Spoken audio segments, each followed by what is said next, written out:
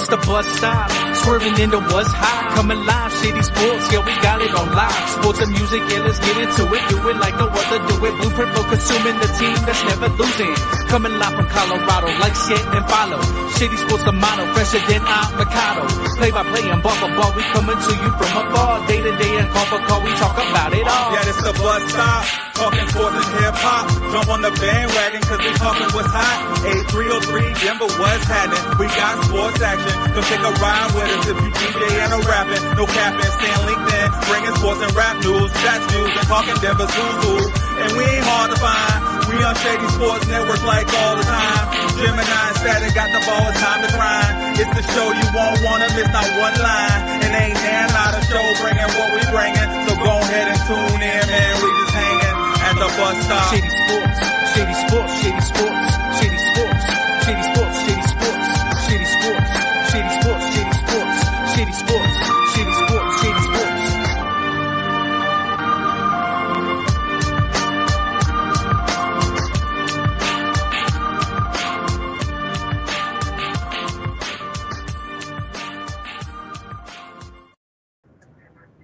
Shady Sports, Shady Sports, Shady Sports. What's up, gang? What's up, everybody? It's Saturday morning, so you know what it is. We out here hanging at the bus stop, right? I'm your bus driver, Gemini. I got Statik here this weekend. We're gonna have some special guests too, Statik, man. We got Curtis on. What up, Curtis? Oh, he out there somewhere. Curtis, like the voice of God today. You'll hear him come in and out. You'll be like, where did he come from? So yeah, he'll be in there. He'll be in there. We got some other guests coming on. I know Reem will be popping on here at any moment. We do have, we got Derek coming from the Shady Sports Fantasy League.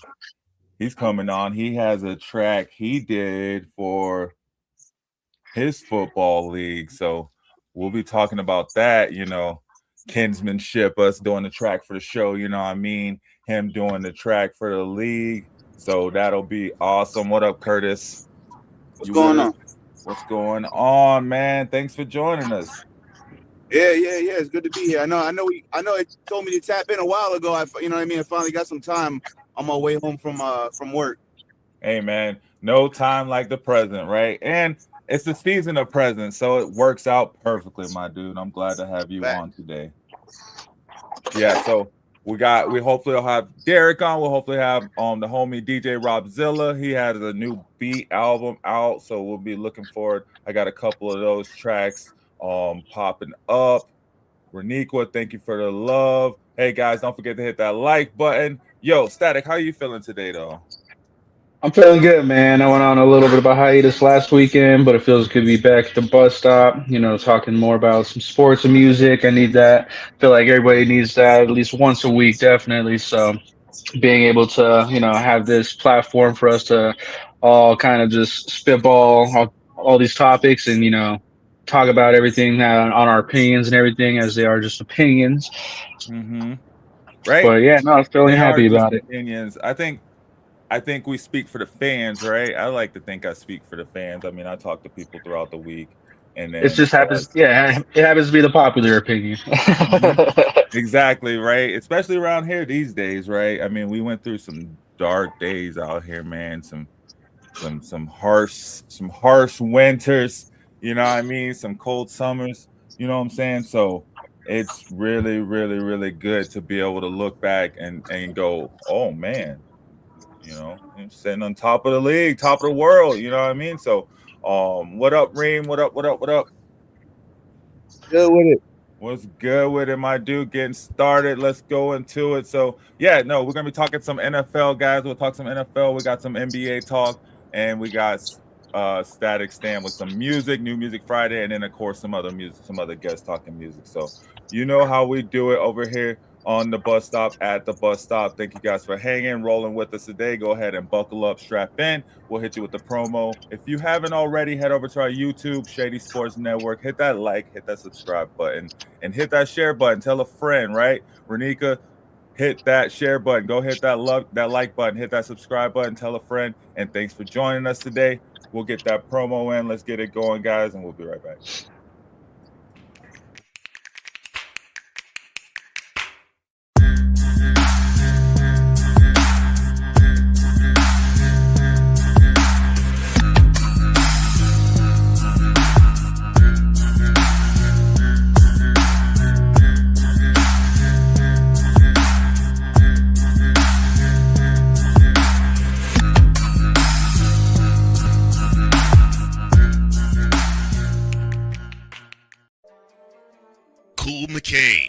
thought you wanted Gunther against Chad Gable, but you didn't. And I'm gonna tell you why. Chad Gable would take everything that Gunther's done and bury it.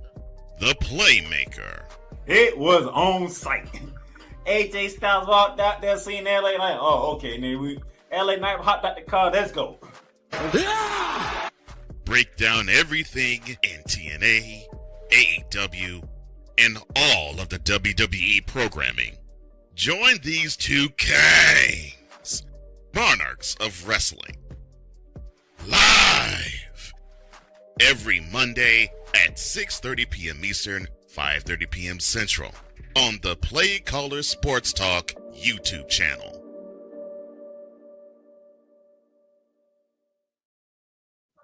Yes, sir. And that's only appropriate more than ever right now, because while you can watch the Army-Navy game on Shady Sports Live today, so head on over to that Shady Sports Live YouTube channel as well and watch the Army-Navy game. Can't see me. You can't see me. Isn't this John Cena's retirement tour or retirement match? His last match today. So Yep. I'm sure they're going to be talking about that on Monday. What's up, guys? We got some good stuff, man. Going into the NFL, and I just want to talk NFL all show, right? Because my team's number one, so I'll be like, what's going on? I know what's up with it, but it's an interesting time of the year, right? We got first. I mean, Reem, do you want to look back at our picks and see how we did? Do you know how we did? I have no idea how we did, and I don't think we did well. Let's see how we did. I got the week 14 picks. I guess I could load them up, but either way. So Titans at the Browns. Starting off cold. We both picked the Browns. Oh man. We didn't expect the Browns to be, that bad. No, we didn't expect Stefanski to be that ridiculous. Just roll with the momentum, man. Go into overtime.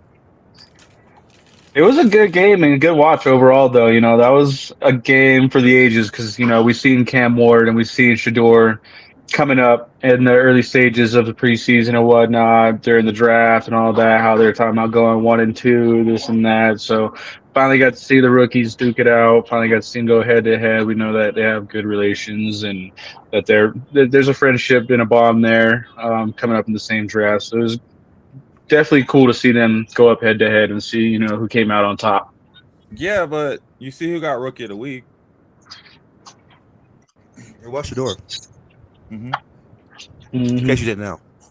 Yeah, I was waiting to see. I was waiting to see the Dylan Gabriel interview about it, but I guess they probably won't put that out. They probably won't have that interview, huh? You got to see his wife's TikToks for that. Oh man, next game, Colts at the Jaguars. We both picked the Jags. Did the Jags win? Dominated. Okay, cool. I probably should pull up the scores while I'm doing this. I don't remember all the scores. Let me get that up. Yeah, the Jags dominated. 1936 Jags. Yeah, good game for the Jaguars, which is I hope they take. Gosh, they're playing the Jets today, but we got to play them in like 2 weeks, and they'll have a chance for the first seed. So we need the Jags to stumble, but I like the Jags. We both picked the Jags though. And they're sitting at 9-4. 9-4. You see, this is why we got to have Statik on. He keep all this technical stuff. I'm just like, let's just hope. You know what I mean? Keep the memory of it. I believe I got a good record. Commanders at the Vikings. Reem, you said the Commanders. I said the Vikings. I'm just saying. And that was Vikings 31-0. I think that's one of the only few shutouts of the year. I don't know if we've had many. Yeah, that's pretty bad. The 1 out of 10 times, like, you're right. Oh yeah, I forget Curtis is here. Curtis, go ahead and chime in whenever, man. You come in like the voice of God whenever you want to. I'm just letting y'all get y'all shit up because I wasn't in the pick, so I'm just listening. I'm listening. But yeah, right. I looked out. I was like, let's get rid oh man. All right, cool. Just get we'll rid, get through the get rid of picks. JJ McCarthy. That's all I gotta say. Yeah. Well, no, he did pretty good last week, man. Well, I don't care because the league I got him in, I didn't make anything, so I don't care. I'll let him ride. Let him ride as a starter. But yeah, next season, I can't do that. Can't do that. Broncos at the Raiders. We both picked the Broncos. We did. Yes. Did the Broncos lose? What was the score? I don't know. It was 24-17 Broncos. Hey, I said 33-10, and Reem said 14-10. If you're a Broncos fan, you said that the Broncos dominated and let off at the end. If you're the Raiders, you say we beat the best team by we lost to the best team in the league in the AFC by only a touchdown. Sure. Bears at the Packers. Reem, you said the Packers. I said the Bears. Spicy. I was hoping the Packers would slide, but maybe that's good. They got that win last week. They're coming in, head high. Not thinking about nothing. Yeah, Packers 28-21. Let's go. I thought the Bears won for a second. They almost won. I was about to be like, there's no way Cedric won both of our splits. They were inches away. Right? I don't remember the end of it. Seahawks at the Falcons. We both said the Seahawks, which was right. They dominated. Yeah, by a large margin. It was 37-9. Yeah. All right. Steelers at the Ravens. We both said the Ravens. The Ravens should have won this game, though. I don't care what nobody says. Like, it was weird, but the Steelers pulled it off. I would have went with the Ravens on that one too. It's a different one for sure, just because it was in Baltimore. So to see the Ravens drop to the Steelers by 5 points, even it was less than a one-score game loss. Mm-hmm. Yeah, and that honestly, controversially, they should have won that game because that was a touchdown that he caught. He definitely had more than 2 steps, but that's neither here nor there. Yeah, and that's crazy because that same kind of catch just happened Thursday night, and they called it a catch and a fumble. Correct, in that Falcons-Buccaneers game. Yep. Yeah, exact same thing happened. It's man, take the refs out the game, man. Bengals at the Bills, and we both picked the Bengals somehow. And we're both sitting here feeling like Joe Burrow at the same time, like, dang, I wish I could go to Denver right now. It's just they had no business losing that game, man. No. I don't know. Like, no up, business but they at did, all. Though.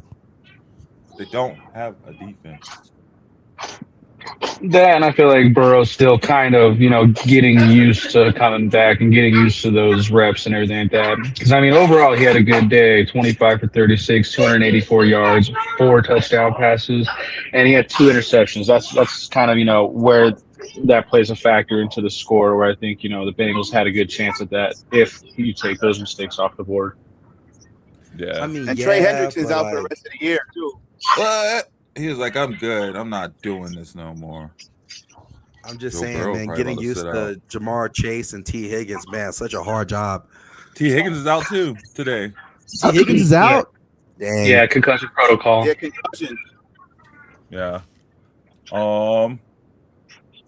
Another one, Dolphins at the Jets.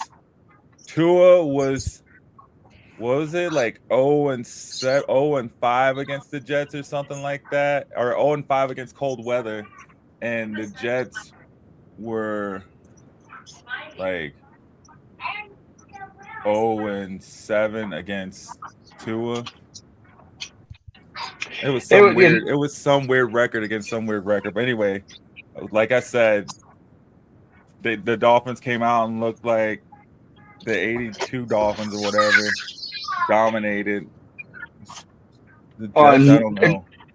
Tua owes his running backs and rushing a dinner or something, just because that was heavily influenced by Jalen Wright and Achan. Honestly, they had a breakout game and performance. So much so where Achan had to literally take the entire week off until like yesterday. Like, I gotta say, I need a break. Yo, Curtis, what's up with your Jets, man? I mean, it's a typical Jet. You know what I mean? Just same old Jets. Yeah. Sadly, I'm a Jets fan, but same old Jets. We traded away most of our good pieces, so I know we're already packing it up for next year, and I like to see how Brady Cook looks this week. So we're gonna start Brady Cook at QB, and I don't understand why we didn't trade Breece Hall. I know we wanted a second or third round pick from KC, and they offered a fourth, but he's a free agent at the end of the year, and he's going to leave anyway, so we're going to get nothing from him. So we should have traded Breece Hall. It's just sad because I liked all, like 3 years ago when we had all them players, it looked like we was about to do something, and typical Jets they do what Jets. I mean, we're worse than the Browns at this point. You know what I mean? Not as bad as the Titans, though. Not as bad as my Titans. Nah, but nowhere near as bad as the Titans. And the Titans just beat the Browns, so I don't know what any of you guys are talking about.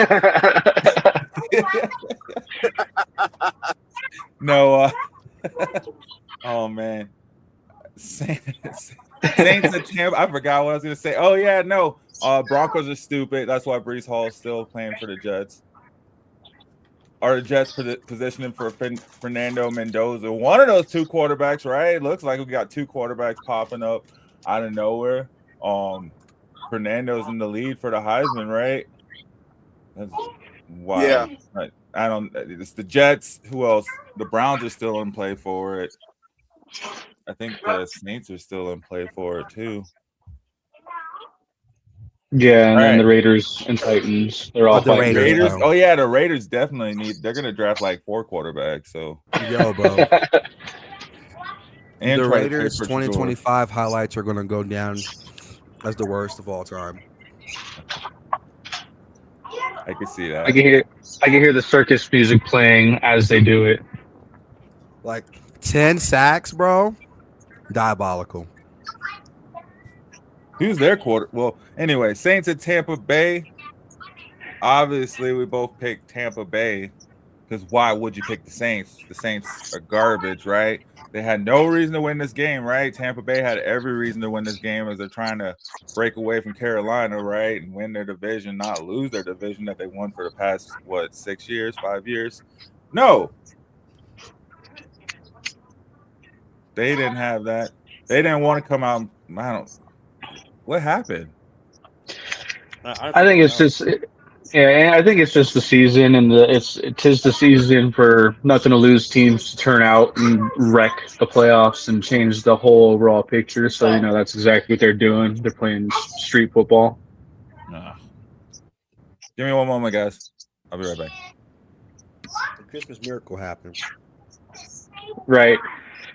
Yeah, and it's definitely one of those things where I feel like it's just mainly you're going to start seeing all these teams like the Titans. You're going to see the Raiders. You're going to see all these teams play with nothing to lose because, that's truly where they stand, and that's just going to be one of those things that affects the playoffs heavily. Those affect the playoffs heavier than top teams losing.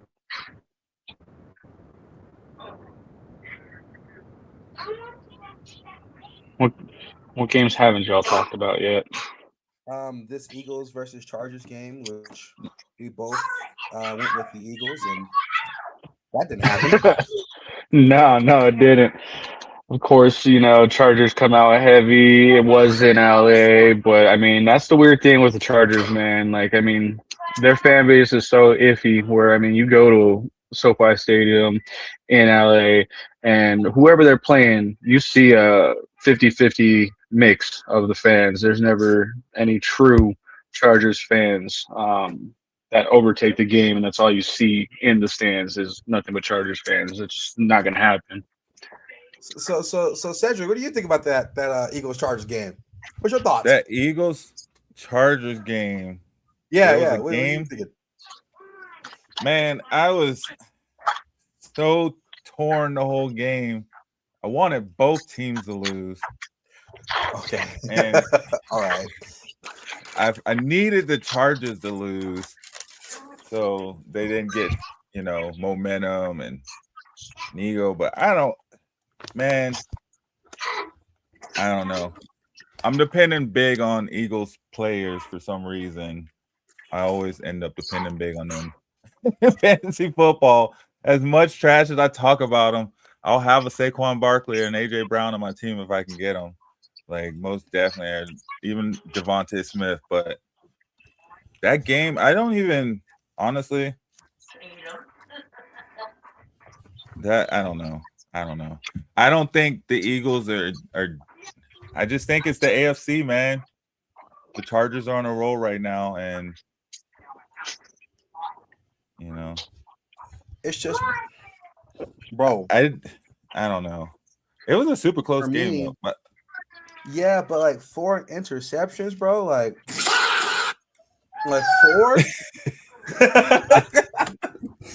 I felt like that was like the play calling, man. The coach, it's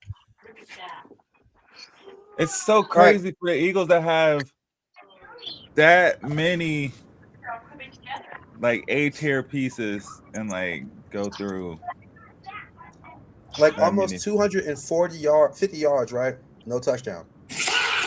Like, are you serious?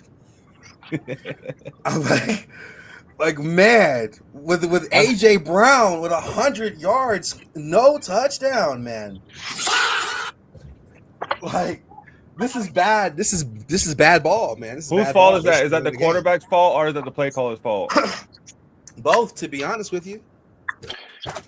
Yeah, and I know that a lot of Eagles fans are blaming Kevin Patullo on the Eagles not being as dominant as everyone expects them to be, being the Super Bowl defending champions. But I think it goes deeper than that. I think it's just there's no cohesiveness between the team anymore for whatever reason. They just have this vibe to them where they just can't pull it together and work together. Like they're never on the same page, it seems like. And I think that extends beyond the offensive coordinator or whatever is going on in the background, really, honestly, where they're just not having that cohesiveness that they had last year. I say you give Shedeur Sanders 3 business days and that Eagles roster, they're winning that game. Thanks for the love, Barb. No, I mean, look at Tyler's shoe, right? Look at I can't.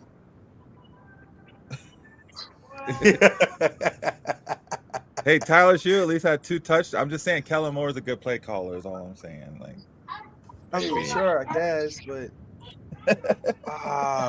Saquon with 120 yards on the floor and still lose? You lose to Justin Herbert with a broke hand. Justin Herbert picked his thumb up off the ground, stuck it in his hand, was like, all right, he was softball, slow pitching out there. I'm telling you now, bro, you could put Statik behind the line of scrimmage and he's winning that game. Just saying, man. God, leave. No pressure, no pressure. My man Derek, just to bring you right on, my dude. What's going on? Not much, fellas. Thanks for having me. Heck yeah, we got a roundtable building. I'm loving it. And perfect timing. We're finishing up our picks. I think that was the last of the picks. For some reason, we had a clean sweep of the Eagles. Who let us pick the Eagles? Who is that Eagles fan that was on here?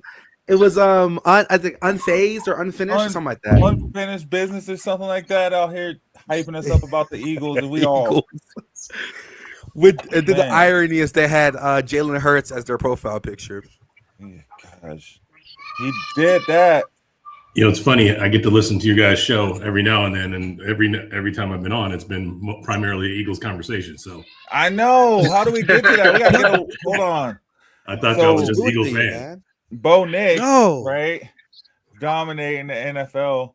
Bo Nix, he is the only quarterback from this draft class with 21 plus wins.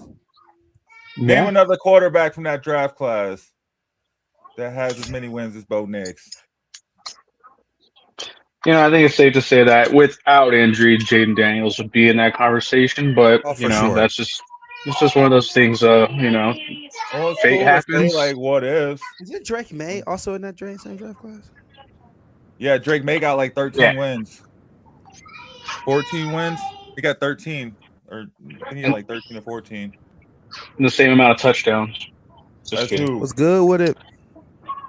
Yeah, but Drake May got.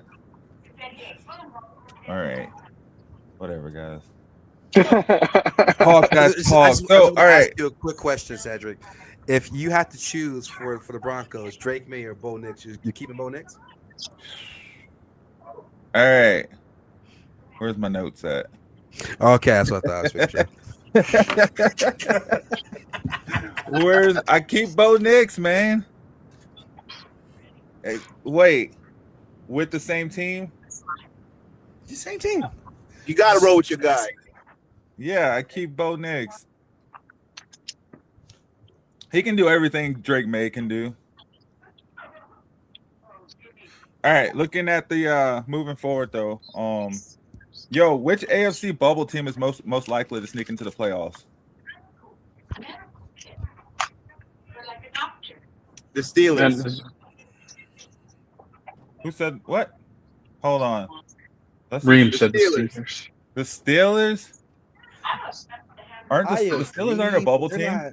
The Steelers are top of their division. Oh. They beat the Ravens, bro. Yeah. Look the whole division, though. The Ravens, 6-7.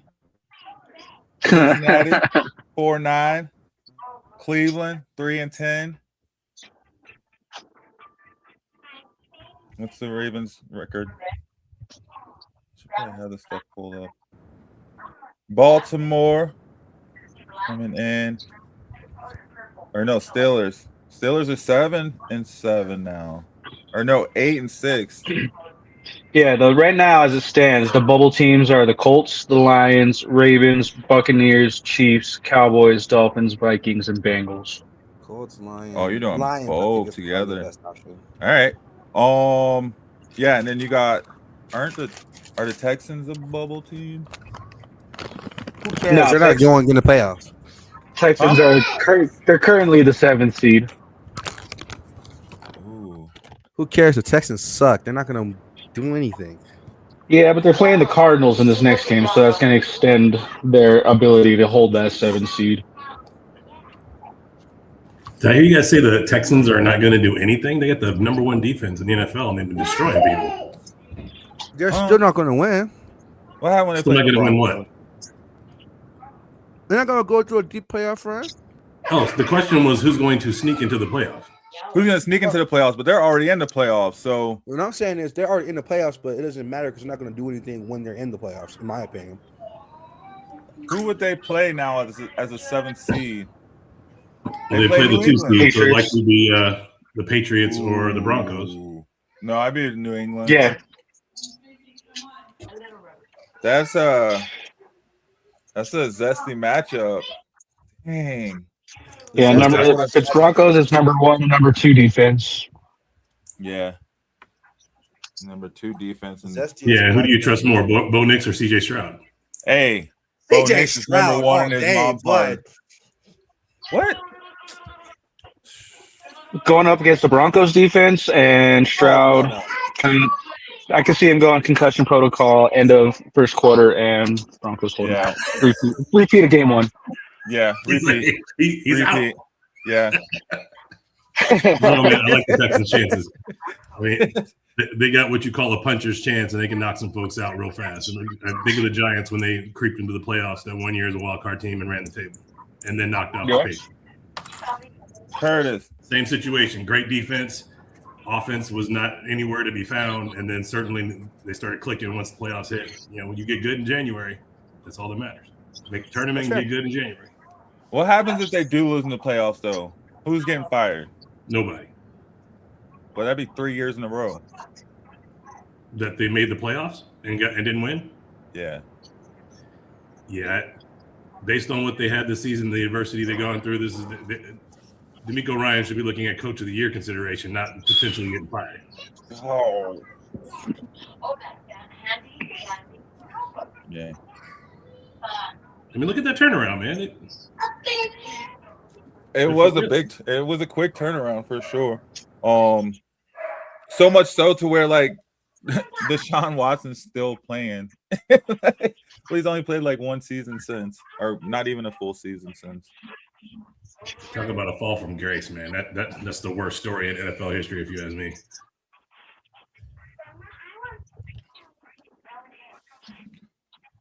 Well, who do you have as a bubble team then, there, Derek?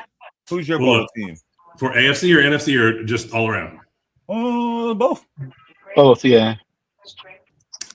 Well, I personally think the Super Bowl contender of the NFC is going to come out of the North this year. So depending on who is the wild card team versus the division winner, I think the games this weekend, Lions versus Rams and Broncos versus Packers, are going to have a huge determination on what that looks like. And then, of course, you don't know that the Bears are going to just walk over the Browns with Shador at the helm right now. So they got big NFC North matchups coming up this week.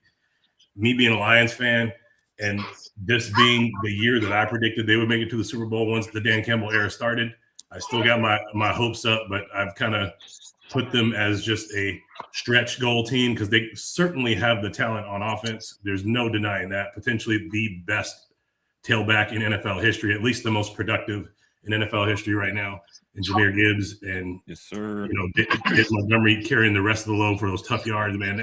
They got a real good situation on offense. And somebody I heard earlier today that said Amik Roberts might be the comeback player of the year this year on defense for them. So, but they lost Brian Branch. So both their star safeties are out for the remainder of the season. So they're going to be suspect deep. If they can figure that out, they're going to be very, very hard to beat. And then the Packers, they're mentioned in the top defense conversation every single week too. So between those two, I think those are my bubble teams that could make it. I don't believe in the Bears yet. Bears. Fire Ben Johnson. What'd you say? I said fire Ben Johnson. What? Ben Johnson's doing an A+ job over there. I know. Fire him. I'm a Lions fan. I need him out of there. That dude is scary.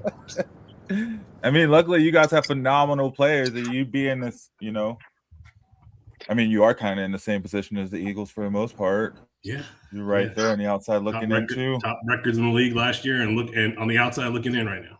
It's hard, man. It's hard out here for a pimp. That's what they say.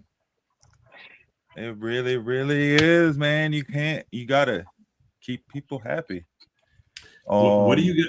I missed the beginning of the show. How are you guys feeling about Phillip Rivers as the choice? We didn't even talk about that. No, we didn't talk about that at all. We hadn't even gotten to that. But I mean, all the other guys sitting on the couch right now that could have got a shot. I mean, nobody wants to talk about Cap, but Cap has showed that he's ready. He's posting videos every day. Superman, Cam Newton, staying in shape, posting videos every day. Yeah, but Phillip Rivers knows Statik'S play system. He can walk in there and can play the game like that. Yeah, but he hasn't got off the couch in 4 years. He's not out there working out. They just gotta finish the season, right? And then he doesn't have to worry about a controversy between like, is he gonna stay? Now I got what's his name, Danny Dimes. How soon is he gonna be back from surgery? Are we gonna have a quarterback back? This and that. You know what I mean? Like Phillip Rivers come in. He get his little check for like the next couple games, and then he's out. He's like, I'm good. I'm a granddad. I'm not trying to do this continuously. I'm done.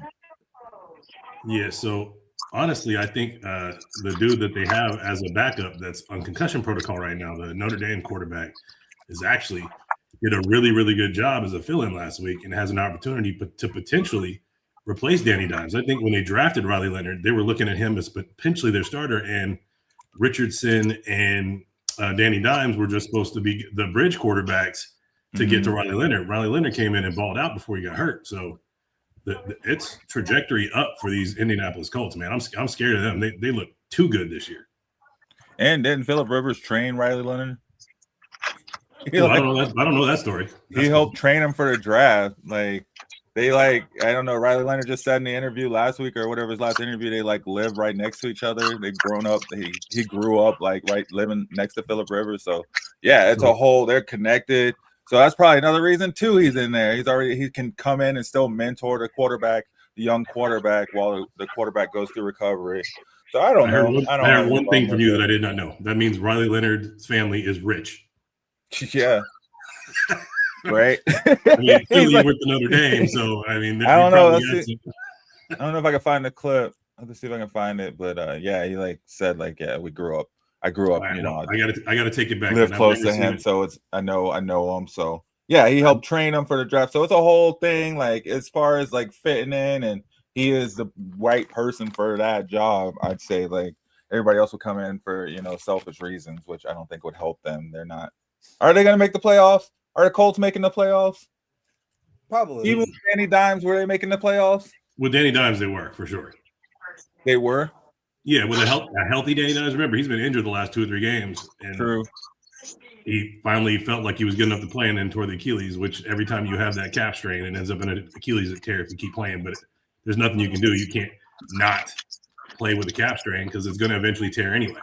It's like you can't sit on the sideline for 10 weeks and think you're going to come back. The calf strain is going to reappear. You're still going to get the Achilles tear. So you got to play through it, get the tear, get your surgery, and get back. Unless you take some time out and do stem cell.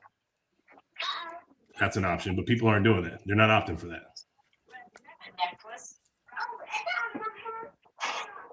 Isn't that what CMC did? That's what all the great ones are doing, man. When he go overseas, I believe in that stem cell stuff. The UFC is kind of pioneered what happens in Mexico. They've got a whole facility down there where you go down there and they do it right the whole way. Your rehab's down there, you're staying down there, your food, everything. They're smart about it. Now NFL guys and college guys are starting to go that UFC route because they figured the whole thing out now. It's like stem cells is damn near a miracle drug for repair, not for like cancer or anything like that, but for repairing ligaments, for repairing bones, stuff like that. Anyway. All right. Let's get this bus back on track. We're rolling right now. Well, thanks for having me on, fellas. I'm really happy to be here. Good. Hey, we ain't even got to your portion yet, though. We'll get there to the music for sure. Well, we're talking football. That's my portion. We're talking football, right? Tell us a little bit about yourself. Might as well. You go ahead. Well, yeah, I'm Derek Duncan, owner of the A7FL Nevada and LA divisions, former high school and semi-pro quarterback, former team owner, former OC and DC, also in semi-pro. Got involved with the A7FL to potentially own a team and compete in that league, and decided to become a division owner instead, and have had some great success. But the reason you guys have me on, that's how I know the crew here. But why you guys have me on today is because for the A7FL, I wrote a theme song, and the guys liked it enough and heard about my music background from when I was younger. That is why they brought me on today. I got the invite. So at 18, 19 years old, I was a budding rapper. The group was called Ex-Felon. The label was Closed Casket Records. We were in the studio for about 2-3 months, developed what was going to be what I thought was a great album. Had a single that made top 40 on college stations in 3 or 4 towns out this way. So we were on our way, we thought. And then the studio we were working with just shut down all of a sudden. And the dude that was running the studio apparently got locked up or something, and nobody could ever find him. So we lost all of our music, back when I was 19. We're talking 30 years ago now. We didn't have, digital transfer recordings. You had to walk out with a tape. And that last night we didn't walk out with a tape. So we missed a lot of opportunity there. We were funding the whole thing off of our own income and having to hustle to make that money. So we decided to set that aside and get back to the hustle. And then I found a good job and never went back to music until I got to like 29. At that time, I fronted a rock band called Fourth Unknown.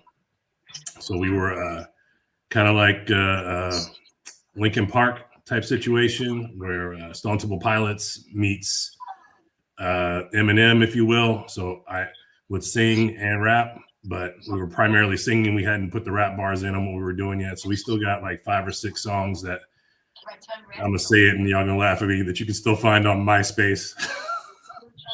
But was pretty proud of what we were doing there. And, I've always been somewhat musically inclined, picked up the bass violin at age 6 and started playing with that. It was too big for me, obviously, at that age, and then grew into it. And by the time I was 11 years old, I was considered the best bass violinist in the state at a high school level.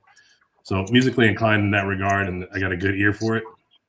So I've always stayed somewhat connected to music and a big music fan. I'm not really into the music game, if you will, the popularity and things like that. But I won a few rap contests. I won one that Mac 10 hosted back in 1997. Won that thing and got a little demo that I did for them. So, I had some chops in the rap game, but it is what it is.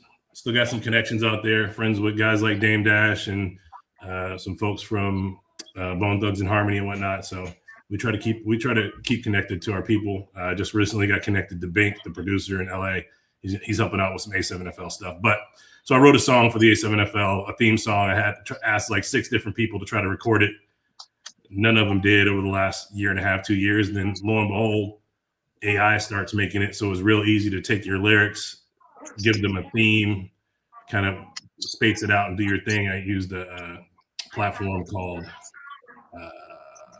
Top Media Eye, and took my lyrics, put it in, gave it the feel and thing I wanted, did like 15 different versions of it. And I finally came up with one I was real happy with and shared it with the fellas. And they were like, you should come on the show. So here I am. There we go. And we'll get to that later in the show. Love the story, man. Love the journey. Love to hear about it. And we will get to that.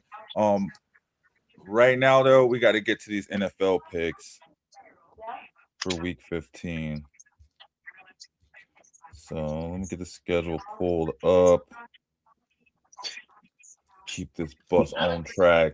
And thank you for being on, Derek. We're gonna have some fun, man. Like music, I think you'll see, man. Music is life, I think, for anyone, right? Like,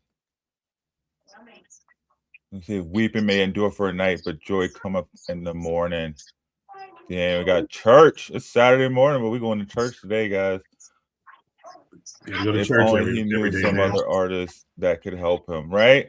We got artists all around, man.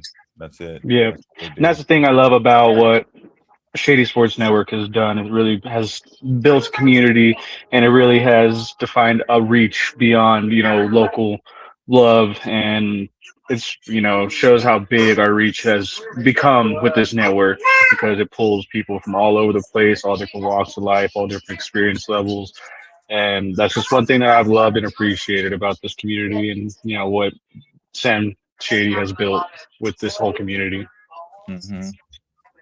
So yeah, man, appreciate you being on, Curtis. I know he was in and out. He was driving like back and forth from Ohio back to his home. So thanks for even joining while you're driving, man. That's some dedication. Love having you guys on. And exactly, like, we keep it going. So hey, back to it. Week 15 though. Let's go ahead and get into it. We'll start with Morning game of games. the week. Huh? Are you talking about morning? I was going to say morning games, but every game is game of the week if you're asking Gemini. So what's game of the week, Jim? Morning game of the week. You're right. Morning game of the week. Browns versus the Bears. 2 of the past 2 most controversial quarterbacks from the last 2 drafts. Man. I'm going to go with the Browns. I'm going to have to be different, man. I don't know, man. I think Kevin Stefanski is finally getting past his like aversion from using Shedeur Sanders, especially with the down the stretch of that last game. But yeah, I just think it's going to be Shedeur. I'm sorry, man. Perfect timing. Oh, I don't have a watch. Me either. My wrist is naked, bro. Either does he, though. He doesn't. Either does he. Derek, who you got winning this?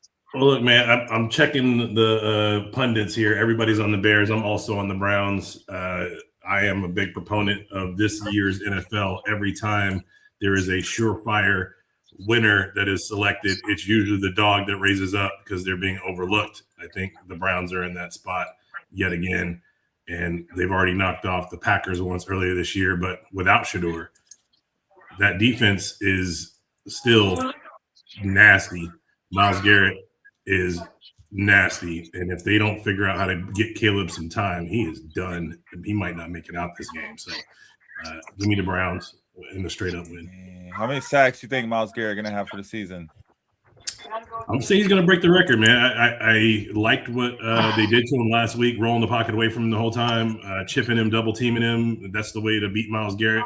But you start doing that for too long, the other guys start to eat, and their D-line's entirely too good for that to last. So I expect them to have a game plan for that this week. It's not like the Bears are going to just take and run the ball like was done to them last week. So because they don't have the O-line, they don't have the backs to do that. So I think he breaks the record by 2 sacks actually this year. So we'll see how that works out. And Mark Gastineau's going to find a reason to complain. Is he still around? Who knows? He's somewhere probably. Thinking about it right now, what he's going to say. I'm just a hater, and I think Shedeur Sanders is going to win. I'm sorry. I got the Browns as well, honestly, and it's in a lot of greens with Derek, honestly. I think that defense is just going to hold strong to what Bears are, kind of declining in. They started off strong. They were doing real well for a good solid 3-4 weeks in a row, and they're on their downside now, and I think the Browns are going to expose that and take advantage of it this week. Yeah. Mark Gastineau's still alive, 69 years old. Wow. I want to know what Gabriel has to say. Nothing. It's been quiet wins since Shedeur had that good game. Yeah. Who got in this one, Jen? It's hard because all you guys picked the Browns. I want to pick the Browns. I'll pick the Browns. Don't pick the Browns. They're going to lose, bro. I know. Curtis, who are you going with? Just to be that guy, I'll say the Bears. I should have been that guy. The Bears, just so you got one. The Bears are on a dominant. Hey, they don't got no receivers, man. All they can do is run the ball right now. Nah, Bears. They don't got no receivers. Is Odunze hurt? Yeah, Rome's been out for a while. No, Rome's been out for a while. Oh man. Plus, and DJ Moore's hurt too. Shedeur got to get his get back from that USC game. Oh, they're saying that Rome might be back this week. Yeah, I was gonna say DJ Moore. Don't they have DJ Moore? They got some receivers. What do you guys mean? They don't got no receivers, man. No, I think DJ Moore is hurt, but Rome's he fell off after like the first 4 games of the season. He just kind of fell off. Fantasy wise, for sure. Well, real life wise, he had like 4 yards one game. Very, very true. I like Cole Loveland though. He's looking nice. I think. I don't see why the Broncos did not pick up a rookie tight end, man. These rookie tight ends are looking so good. I don't know. Yeah, they had heavy faith in Ingram. Look what he did. They say Bears wide receiver depth chart. DJ Moore, Odunze. How do you say it? How do you say that? Somebody say it for me. It's Olamide. Zacchaeus. Olamide Zacchaeus, I believe. Why does their wide receiver depth chart look like a Bible chapter list? What in the world? They look like some bad That's hilarious. Paramount movie, Tubi movie lineup. Tubi movie lineup. They just need a Zachariah in there. They don't have one yet. They got a Zacchaeus. Yeah, it's close enough. It's close enough. Zacchaeus is diabolical. All right. Zacchaeus Luther? Is that his last name? No, I think it's Luther Burden. I think Luther Burden third is the name. And then Luther Burden third. Olamide Zacchaeus. How do you when say that? It was a list and it just squished them all together. That's on me. You can tell how many Bears games I've been watching this season. Facts. None. Same. None. I might watch this one. Because they're playing Shedeur. So that's it. Moving on. We got Jets at the Jaguars. Jaguars. Damn, you came quick with it. Come on now. We thinking about this one? I We're mean, pondering? it is the Jaguars. Sorry, Curtis. No, I'm not even worried about. I know the Jaguars gonna beat that ass, but you know what I mean. I mean, it is the Jaguars, though. Yeah, I mean, especially, hey, Jacoby Myers is like the wide receiver 1 on that team right now. He's dominant. Jacoby Myers, man, is eating right now. And if I was Brian Thomas Jr., I'd just leave. I mean, what are you guys? What am I, chopped liver? We will hear the AFL 7 song later in the segment. During Static Stand, when we get the music, guys, you know how the show goes. We talk sports, we talk more sports, and then we talk music. That's how we doing. Right? We go get it in, though. Much love. We go get it in. And yeah, well, give me the Jets. This is another one of those trap games we were talking about, right? So the Jets? Yeah, absolutely. So if you go back and look at what's happened this season, every time there's a team that's a heavy favorite that the other team has no chance, they end up winning. So I'm just rolling with it. That's how Vegas make money. Hey, shout out Curtis, bro. Hey, I'm just saying, I'm gonna see Brady Cook looking good. That's a good sight for next year. That's about it. Ooh, And if Brady Cook, if his take stands true, if that take holds strong, that's going to move the Jags down quite a bit in the playoff picture. Who you rolling with? I think this week's going to turn everything on its head yet again. Good. We already had Atlanta beating the Bucs last night. Nobody saw that coming. Game Nobody 1, saw that uninvested. coming. What do we say? There was no way. New Orleans, there's no way New Orleans is about to come out. It's like any given Sunday, man. Sports, right? They got some good script writers in the NFL too, so you can almost expect the unexpected. Right. Static, who you going with? Jags. Jags. Yeah. I'm gonna pick the Jets. Gotta do it. I don't need the Jags challenging the Broncos for that first seed. We need the bye week. Let everybody else duke it out. Curtis, you said the Jags? Yeah, I'm going with Jags. I'm a Jets fan. I know been hurt by them too much to know. You're like these Titans fans, man. Yeah, I was gonna say it's like me and Reem with our Titans, man. Yeah, it's rough out here, man. It's rough. Well, look, you're a Jets fan. You know that they're supposed to lose this game to help with your draft pick, so they're going to go ahead and win it. In typical yeah, exactly. They're like, you know what? Let's just go ahead and win these next 4 games and then get a middle round pick. Yeah, and I don't trust who they draft anyway, because if they pick a QB, they'll just ruin them like they have all the rest of the QBs that they've drafted. Right. Hey, the butt fumble is legendary. All right. We got a big one. Not quite game of the week, but it's pretty big. Ravens at the Bengals. Out of sheer bias, I'm going Ravens. Damn. Sheer bias. You know, Lamar Jackson hasn't been the best over the last couple games. He hasn't, but he will this game. That's some faith. I'm gonna say Bengals. I'm gonna say Bengals just because remember what the Bengals did to the Ravens both times last year they played. I don't know, man. I just don't trust the Ravens anymore. Dang.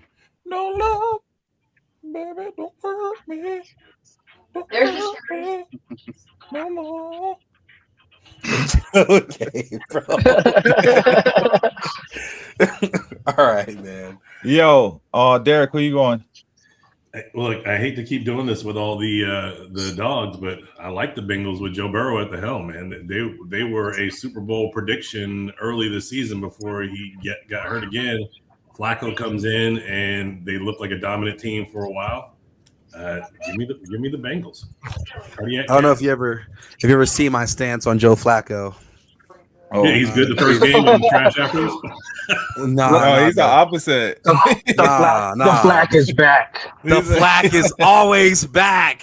Yeah. Look, bro. If I tried to if tell Joe him. I Flacco- tried to tell him, like, no, he's not. He ain't. I'll tell you now, bro. If Joe Flacco has no fans, check on me. I must have died. Joe Flacco is back home, just like us, kicking it. Yo, I'm gonna go. Delaware, Ravens. stand up. I'm going Ravens. Static, who you going? No T. Higgins. I'm going Ravens. Yeah, tiebreaker. I'm pretty sure they're probably going to lose, but that's okay. Who? The Ravens. Every time Not you my bet on them, Ravens. just don't do that. Hey, it's the bandwagon. Just bet over on Lamar Jackson. Let's get this over with. If T. Higgins was in, I would switch my pick 100%. But I mean, when you know the ball's going one of two ways, you know Ravens defense are going to eat that up. And no Hendrickson. Yeah. Ready to determine this. Cardinals at the Texans. 3-10 Cardinals at the 8-5 Texans. This is where I think the upset's going to come. I'm going to go with the Cardinals, bro. Whoa, man! You know, Cardinals have been playing some solid offensive ball lately. Yeah, Cardinals are still missing Marvin Harrison. Without Marvin Harrison, what's his name? Wilson. Yeah, Wilson's been eating. Trey McBride's probably the best receiving tight end in the league right now, even better than Bowers. He's just tearing things up right now. Kraft was that tight end before he went down early in the season for the Packers. But I think the Houston's defense is better than the Rams defense, and the Rams defense held them to 17 last week. So that's fair. Give me Houston for all the reasons I said at the start of this when I joined. Okay. Static, who you got? I got the Texans breaking the single sacks in a game record. So Texans. Single sacks in a game record. It's a bold move, Cotton. See if it pays off. Wow. What is that record? 7. 7. Man, that seems light. All right. Did any new games come out this week? Is that why you? Oh wait, Kyler hasn't even played. I can't even use that joke no more. Yeah. I don't know, man. Jacoby and Wilson just got a connection. Give me the upset. I'm gonna go Cardinals. I want this to be on record. Me and Cedric have never agreed this much in one segment, and not great. That's because we Don't haven't feel gotten good to the about Titans this. game yet. Have we gotten to the Titans game? I don't know. what games we've done. Curtis, are you there? Yeah, I'm here. Give me I'll take the Titans. I like Jacoby Brissett. I mean, he's been dominant all season. But that Texans defense is like it's one of the best, and it's probably one of the best secondaries we've seen since the Legion of Boom. Like, honestly, I mean, even with the Denver secondary, I think Denver secondary is very good, but I think like that complete secondary that the Texans have is probably the best we've seen since Seattle back in the 2014, 2013 timeframe. Man, see, I feel like I need to watch some Texans games and some Bears games right now. They're special, man. I'm telling you, they're special. The only time I saw the Texans, I think every team was when the Broncos dusted them. So I don't know if their defense was there that day. That's crazy. I don't think there's a team that's not. I don't think there's a team that wants to face the Texans right now. You know what I mean? I think like they're at that part right now where they're just dogs on defense, man. Okay. I'm waiting to see one of these high flying offenses take them on. Though that's what I'm like. Rams, Detroit, teams that are putting up 30 a game. What they do to them. I like to see Seahawks Texans. Seahawks Texans would be exciting. Definitely. We got a couple more morning games, guys. Chargers 9-4 at the Chiefs 6-7. Who you got? I just don't have any faith in the Chiefs. We can say a tie. You guys can say a tie if you want to. The Chiefs have been so mid this season. Yeah. Aren't they every season though? Even in a Super Bowl win, they're mid. Mm-hmm. Travis has butter on his gloves. Like, it's just not hot. I'm gonna go with Chargers, man. No, nice. I think they're gonna miss the playoffs, bro. Ooh. I think that'll drop them to like under 5% chance of making playoffs if that happens. Like, I think they're sitting at like 9% right now.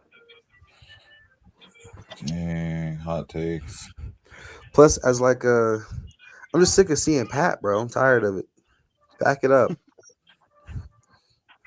Oh, they're at a 13% chance, and if they win this game, then the Chiefs will go up to 19% chance. All right. As well.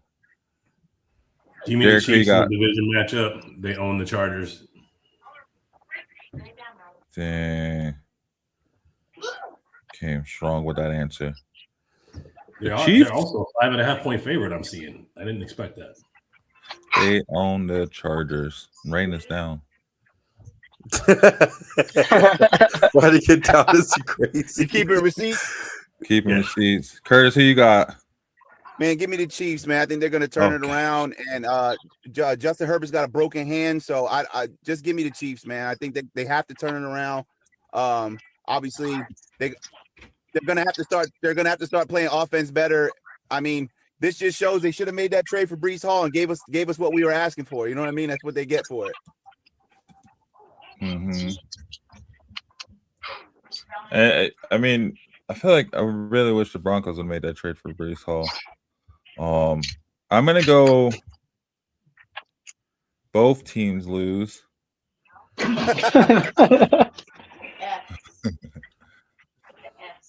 Gosh, I guess they'll go Chiefs, Chargers. There'll be a game played. Who you got, Static? I got this being a very similar to like Dallas Cowboys win, where the Chiefs are going to win it, and you're going to have Chris Collinsworth calling them the best team in the world again.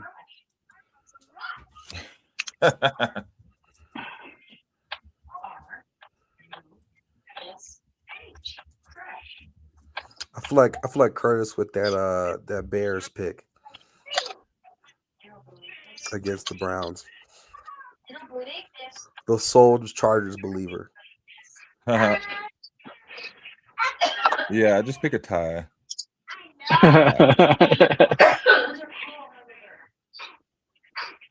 Tie. All right. We got more morning games. So many morning games. Raiders at the Eagles. Raiders 2-11. Eagles 8-5. Should be cakewalk, right? We got. I want to know who's going to choose the Raiders. Take the mic. What's your stance here? What's your supporting evidence? I'm just curious. Come on, Derek. All right, I'll take them right now because the Eagles' offense and their offensive coordinator just aren't in sync right now. They have probably the worst offensive coordinator with that roster. I don't think anybody could do worse with that roster than he has. So, give me the Raiders. Who said the Raiders? That was Curtis. Curtis. Now Derek has been the intellectual. I'm curious what he's going to say on this game. I'm going to say that the Raiders' run defense is trash, and Saquon's going to eat. Man, he better. I need him to. That's fairly So true. are you picking the Eagles to win though? Because Saquon can eat, and the Eagles can still lose. Yeah, 30-10. You're not wrong. 30-10. 30-10. 30-10. Derek with 30-10. They need that bounce back, huh? Oh. Is that with or without 4 interceptions? That's going to have to be without. That's where the 10 comes into play. A fumble the same play, right? Got a pick 6 and a field goal off 2 interceptions. Oh man! So did you guys know that last week, the first time in NFL history, a quarterback threw an interception and fumbled the ball and lost the fumble on the same play? Wait, what? Yeah, Jalen Hurts threw a pick. Ball gets knocked out. Jalen picks it up, starts to run with it, gets punched out. Other team recovers. They said it was in NFL history to throw a pick and then record a lost fumble on the same play. First time ever a quarterback recorded a -3 on a fantasy play. That's crazy. They said Jalen Hurts could have just spiked the ball the entire game and got a better QBR than what he got. But that's just what it is. Static, who are you picking in this game? I got Eagles in this one, definitely. They definitely need it. And it's in Philly, so I mean, for the Raiders to go in with a nothing to lose team, it's going to be a hard pull for them to go into Philly and do it. But I mean, we did just see the Saints do it, so I'm gonna go Eagles.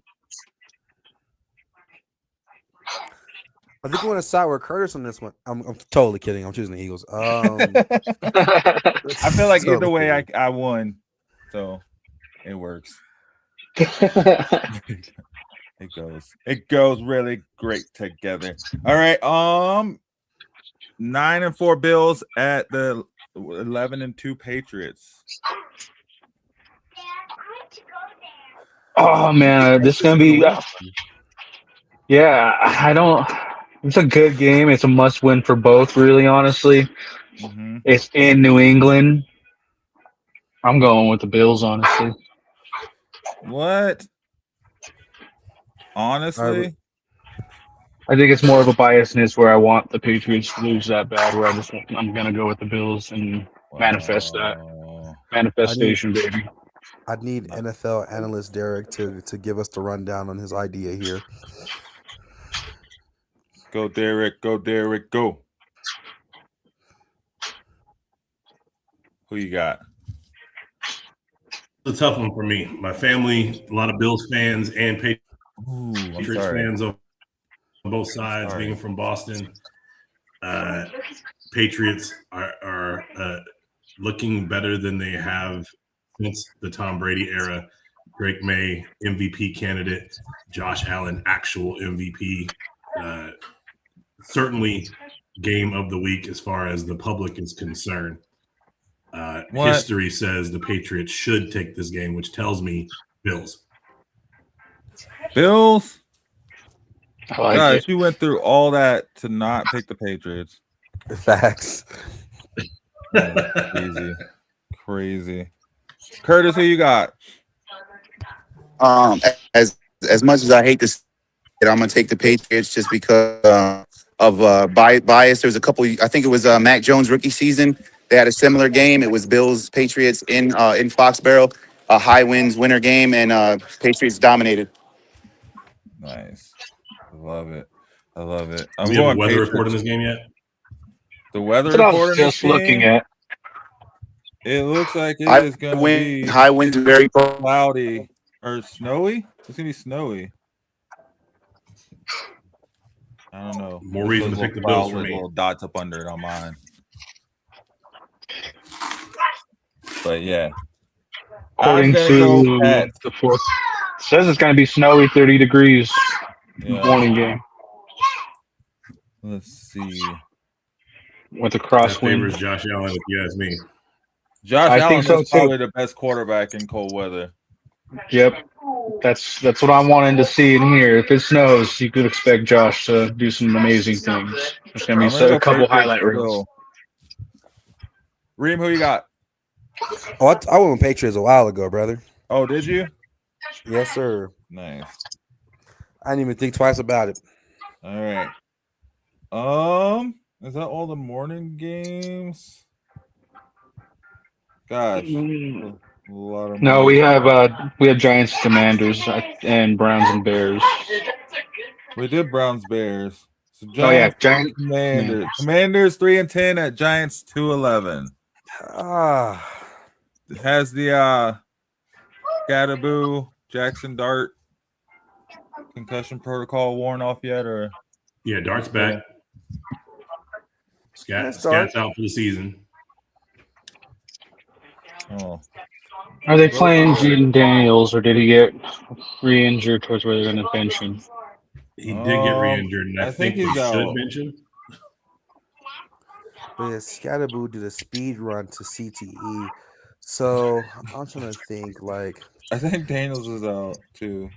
Yeah, Darius. Yeah, that's. I hope so, Not man. cleared for contact. They better not RG3 him. Not cleared They're yet for already contact. RG3ing him as we speak. Yeah, I know. Who's that? They can't. They got Marcus Mariota. They're not RG3, and they're praying for him to come back right away. That was the thought with RG3. Yeah. But specifically the thought with RG3 actually. Can't happen twice. But maybe it can happen 3 times. Anyways, so this isn't great. I want to hear Derek first. Derek's been spitting facts. I'm curious. I think the Giants with Jackson Dart is one of the better teams in the NFL, to be honest. So, whoa, yeah, hold on, pause. Yeah, no. What they had when they had the Dart and Scat, they were on the come up. Scat's gone. How many games have they won with Jackson Dart?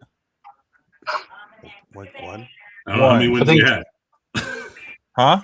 How many wins they have? You remember that they lost 6 games in a row after leading in the fourth quarter. So, yeah, but that doesn't make them. Shador got more wins than Jackson Dart. You're probably right, but give me the Giants over the Commanders in this spot. I trust Jackson Dart more than I trust Marcus Mariota. I don't even know Mariota's playing. I think he might be hurt too. Mariota has an offense built around him being able to come in and take it over. For sure, and he's done a good job. But you're right. And this is a hard one. This is definitely not the game of the week. No, I go with New York. I think they're going to put Jameis Winston at tight end. So, he clearly showed us he has footwork. So, I honestly, who needs Malik Neighbors when you got Jameis Winston? You're gonna put Russell Wilson on special teams. Yeah. Honestly, their punt returner is also going to be Jameis Winston. And they're trying to work on getting him to be their free safety too, just still in works. But yeah, I'm going with New York for sure. So I'm gonna say this. I'm gonna say New York. Jackson Dart's gonna have 3 touchdowns, and then Jameis Winston 90 receiving yards, 7 targets.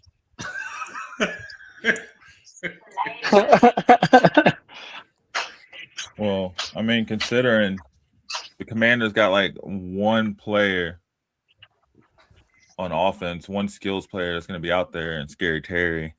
They got Bill Cosby, but who? Oh, sorry, Krosky Merritt. I forgot that was a player for a second. I forgot. But I mean, yeah, they don't have no running backs. They don't got no wide receivers, man. They don't got no tight ends. They don't got no quarterback. Honestly, man, they can sign you on a 10-day contract like Joe Johnson, bro. Hey, so Joe. Hey, I'll come out there. I'll be the person that holds the kicks.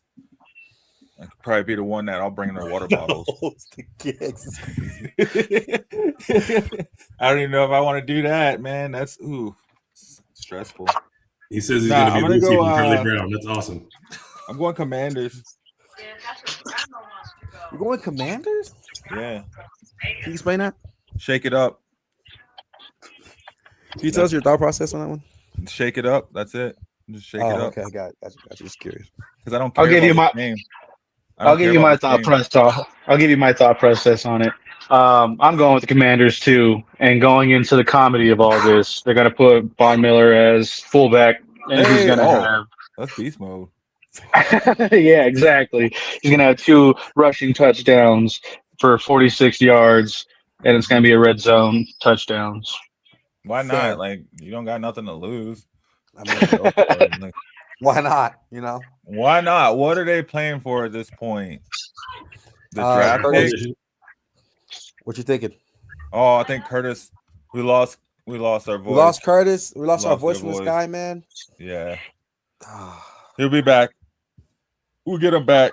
Let's see. Keep it going. Yeah, I think that's it for the morning games. All right. Now we move on to the real games. The 2-11 Titans at the 9-4 49ers. This is not a real question. Huh? This is not a real question at all. What? Who are you going for in this? Like Max Titans, Kellerman, right? man. Eagle. Okay. You're a homer. You gotta go for your team. I'm not. No, I'm a homer, not a liar. All right. If the Titans win this game, you gotta pick all Titan games for the rest of the seasons. Okay, that's fair. I'll take it. All right. Guess what? I'm not gonna have to do that. Explain yourself. The Titans have how many wins? 2. Got it. So that's my explanation. Yeah. The 49ers have how many players healthy? 2. They only need 2 to beat the Titans. They only use 2. Kittle and CMC right now. Oh man. No, that's a wrap. Pack it up. All right. Yeah, they got Juwan Jennings and Pearsall back now too, right? Yeah. What? Yeah. I don't know about Is Jennings back? I know Pearsall's back. Yeah, I think they're getting healthy at the right time on offense. I don't know what their defense looks like, but and all they had to do was hold on long enough to knock out the Seahawks. And even if the 49ers really only had 2 good players, like we're joking about, I mean, that's all they really need to, compete against the defending #1 draft pick champions. Yeah. And I would trade you the guys entire are some haters O-line. for that being your team. You guys are just dogging on the Titans. Like, dude, I would trade our entire O-line for just Kittle. Yeah. Everybody. That'd be wrong because they wouldn't be able to throw it to I would trade our whole line for a pack of Skittles. Like, seriously, though my favorite player is not active because he's injured on this team. Fred, the Madden legend. If you know, you know. Still, this is going to be a pretty convincing win for the 49ers. So, Derek, who you got? Give me the Niners going away, man. It's not even close. I'm curious for the Titans fan, how you feeling about Cam Ward and that #1 pick? Do you think that was the right move, or do you wish they would have taken Dart or Shador? I wanted them to take Shador. I have been singing this all offseason personally. However, am I upset with Cam? No, that team is not great. Do I like the fact that Cam is stepping up to be a leader? Absolutely. When he said we're ass, I felt that as a viewer for several years. I watched us run Derrick Henry down to the dirt to where he has plates in his feet and rods in his spine. Okay. So personally, do I think was it the best option? No, I don't necessarily think you could have made a wrong decision between Cam and Shador. I think at that point it's kind of off preference personally, but I think Shador, now that we're seeing him with this line on Cleveland, don't get me wrong, like it is a bit better than Tennessee's line. Still, I think Shador is a better choice in hindsight, but I'm not mad at Cam. And honestly, to chime in on that, I mean, my opinion from the beginning was we should have went with Justin Fields and got him in the free agency and signed Travis Hunter. Fair. So Justin Fields was not great this season. No, but I think it has more to do with the team than the player. I think he's just not built for that team, that setup, that program, that system. With his size in Tennessee, I think that would have been a really good look. And then, having Travis Hunter out there playing both sides of the ball, that would have, pulled that market in towards where we would have players that want to come back to Tennessee. Look, honestly, even Aaron Rodgers was trash for the Jets. That's true. But honestly, though, we could have just drafted Travis. If we knew Shador was going to fall to the 5th round, we could have got them both, to be honest. Yeah, true. I mean, why? Fifth round pick, why not? I mean, like I said, like I was telling Cedric earlier, like I don't even know why we even went through this Dylan Gabriel side plot. Like I've seen German Shepherds bigger than Dylan Gabriel. It was crazy. It's like all the top name draft picks this season have gotten hurt. It's wild. But yeah, so I agree. Nonetheless, Cam Ward, I'm not mad at our reality, but that line is not good. No. that line is like if you were to play Madden, the franchise mode or whatever. You sim it 10 years in the future. You don't recognize anybody on that line. That's me. That's what we're looking at right now. Like, are we serious? I'm sorry. I'm done. So we all picked the 49ers. Yeah, for sure. So they're gonna lose. Probably. That's how it be. So we got Jim. Was that you going with the Titans then, Jim? No, I picked the 49ers. No, nobody Okay. sober is picking the Titans. Lions at the Rams. Oh, Derek. Oh, I want to say Lions, but Rams look good. So being a dyed in the wool Honolulu Blue Lions fan, this is a bad matchup for the Lions specifically, but it will be a straight boat race. I don't see any punting happening in this game. Final score could probably be something like 44-40.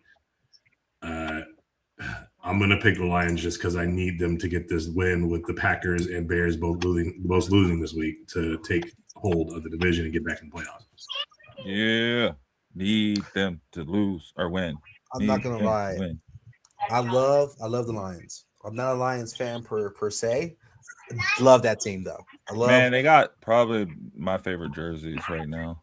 Those blacks with the blue helmet. Oh yeah. Oh man, I love Sonic and Knuckles. I love Amon Saint Zesty. Yeah. Sun God. They have the best touchdown celebrations. It's not even close. But you know what I don't has like? Matthew Stafford been playing out of his mind this season, man. Yeah. MVP candidate. I don't like Jared Goff. Me either. I want to do an even trade for Dak. It's the battle of that trade that happened years ago, where it was Goff for Stafford, and that's still paying dividends on each end. Really, honestly, where both teams have really benefited from that trade. Has a ring. For sure. Stafford does have a ring though, but Goff has put up accolades in Detroit that he would have never seen in LA. True. That's true. I mean, he was doing the same shit in LA, not doing great, not winning Super Bowls, just like he's doing in Detroit. True. True. Just good enough, right? Just good enough to where it's like you ride with them because he's really accurate for sure. He's really, really, really good. But they need great. They need a great quarterback. If Stafford would have stayed in Detroit, do you think they'd have a ring? No. If Joe Burrow went to the Lions, would he get a ring? Yes. Well, wait a second. Last year, maybe. Well, last year, if you can't put Stafford on the Lions with the current crew because they don't get those draft picks to pick up Gibbs. Fair. Right. Fair. So I'm just saying though, like with that receiving core and that run game with Stafford. With Stafford? Yeah, but you got to remember, Goff was a throwaway in that trade. They're like, okay, you can take Goff and take all these draft picks. Mm-hmm. You guys can deal with this madness. We're going to go win a Super Bowl with your guy, Matt Stafford, and give away our future. But you guys take all this and good luck with it. And the Lions said, hold my beer. Let me show you what this looks like when you do it right. Yeah. But you remember that Ryan Holmes was the guy who grabbed Goff in the first place. He believes in him, and Goff believes that he's believed in. So it's making him better, just not good enough ever. Derek knows ball. You're right. Nonetheless, I'm choosing the Rams. In light of recent news, if you guys are on my side of Instagram, Matt Stafford's a 97 on Madden, so I'm going to have to go with the Rams. I'm sorry. Matt Stafford is a 97 on. A 97 on Madden right now. What's Amon-Ra? 95. What's Jahmyr Gibbs? Could be 101. 96. Yeah. He's high. He's up there. What's What's Jameson? JSN? Or Jameson Winston? Jameson Williams. Jameson Williams. J-Mo. I said Jameson Winston. Hey, look, Jameson Winston, that dude, I love him. I don't care what you say, but I love that dude. No idea what Jameson. Wait, Jameson. Jameson Winston. That guy is a roller. Yeah, give him a son at the end. He'll be good to go. I was like, yo, man. All he ever needed was a son. Jameson Winston, a son. Let him just hang around long enough to see that son make it and play at the same time. Yo, Statik, who you got? I think Blake Corum's going to have a breakout game and kind of really show up Kyron Williams. And I think he's going to have a beast of a game where it opens up Matthew Stafford's field to throw the ball whichever direction he wants. And I take the Rams. He's calling for mission on Michigan crime. That's awful. The Rams just got so many weapons, man. The Lions got so many weapons too, though. And really good play. Is Devontae Adams and Puka Nacua the best receiving duo in the league right now? No, not at Who all. is that? Who is? Oh, T. Higgins and Jamar Chase. I'm tripping. Oh, how great are they doing this year? Really good, considering they had 14 different quarterbacks. Didn't they have? Didn't Jamar Chase not break 10 fantasy points for 7 straight games? I mean, how great? Jefferson didn't either. Jefferson got like 4 points one game. But I think that's what kind of goes into like them being the best duo is in those factors where he's down. T. Higgins is killing it. What about Williams and Amon-Ra? I love them that they have not been consistent this year. Amon-Ra has more drops this I'm year gonna than he's had in his whole career. I'm just gonna call it Jacoby Myers and Brian Thomas Jr. They're pretty solid. Who's on the other side of JSN? Because obviously he's the best receiver in the league this year right now. It's JSN. JSN and JSN. That's the best that's enough. Oh, yeah, by the way, I'm going to go Rams. I think the most disappointing receiving duo has been George Pickens and CeeDee Lamb just from the drops of CeeDee Lamb. They're the most intimidating, but they're the most disappointing. They're on, though, they are literally the best receiving duo. Correct, but yeah, it seems like they haven't hit that yet. When one's on, the other's off. What was the game after they lost to the Broncos? What did you say? What was the score? No, the game after they lost to the Broncos. That game they came out and they were on fire. Oh yeah, and I called that one because I was like, oh yeah, they're gonna win this game and they're gonna think they're the greatest team in football again against the Cardinals. Yeah, but then you see him on the sidelines of that Denver game, and it was just sad to watch. The Cardinals, CeeDee Lamb had 85 yards. George Pickens had 79 yards. AI puts Amon-Ra puts Detroit first, puts Cowboys second, and drops my duo fourth. So I personally think Devontae Adams and Puka Nacua are the absolute best duo right now. They are the most. They are the most. Definitely the most accomplished. Oh yeah, for sure. There's a lot of them too that just haven't lived up to the hype. Like Devontae Smith and AJ Brown, they kind of really let off this year, and they're scary duo. Well, it's not their fault. Mike Evans, Christian Wilkins. I mean, the Bucks on paper have the best, or Bengals on paper have the best, depending on who you like. Maybe the Vikings on paper have the best, depending on who you like. But actual performance has been these others. Cardinals got a pretty solid duo on paper too. It's a Commanders. Ooh, what about the Commanders duo on paper? Yeah. Yeah, I mean, there's a lot of them, and I think more than we've seen in previous seasons and all that, which is good to see. It's good to see it's not this overwhelming buy-a-ring kind of situation with the NFL. I forgot to mention that Jameson, he's an 84 on Madden. I forgot to tell you that. 84? Jameson Williams, yeah. Interesting. Okay. And Amon is 96. Jahmyr Gibbs is 98. Nice. All right. Let's keep it going. All right, we got potential for game of the week. Panthers at the Saints. 7-6 Panthers at the 3-10 Saints. Hey, Panthers are ahead of that division right now. Everybody laughs, but if the playoffs started today, they'd be a division winner. Absolutely, and they've been on a tear. And Ted McMillan, talk about receivers. I mean, he holding his own amongst the best of them. Oh, my mom's called. Leave y'all. I'm going Panthers. Panthers. I think we're all going Panthers, right? Especially after the Saints beat Tampa Bay, they can't come out. They're going back-to-back dubs. Yeah, we'll say the Saints already shot their wad. They're done for the week. They're done for a while. Just laid out, smoking a cigarette, kicking it. Palm fronds, eating grapes, the whole shit. You go answer the door. I did my part. I'm going Panthers. Yeah, I'm going Panthers.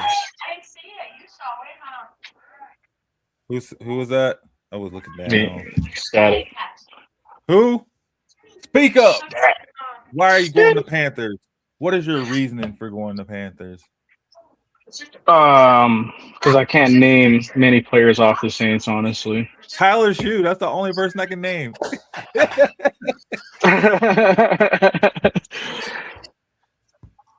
Yeah. Oh no, they got what's his name from the Broncos? Oh, what was the receiver's name? See, that's what I mean. You could think of them. I mean, they still do have Alvin Kamara. They still do have the tight end quarterback. Tyson Hill. Yeah, Taysom Hill. He came out and he threw a couple passes this season. Yeah, I've always liked Taysom Hill. I wish he could study the quarterback position long enough to play that position. He'd be amazing. Oh yeah, and Gemini's talking about Devon Vele. Oh yeah, Devon Vele. Yeah, I think poor guy. He caught a pass for them this season. Poor guy. He was really thriving in Denver too. That was one I was sad to see go, honestly. But we drafted Pat Bryant. Yeah, that's I just pulled up their roster. They got Kool-Aid McKinstry. He's got a good name.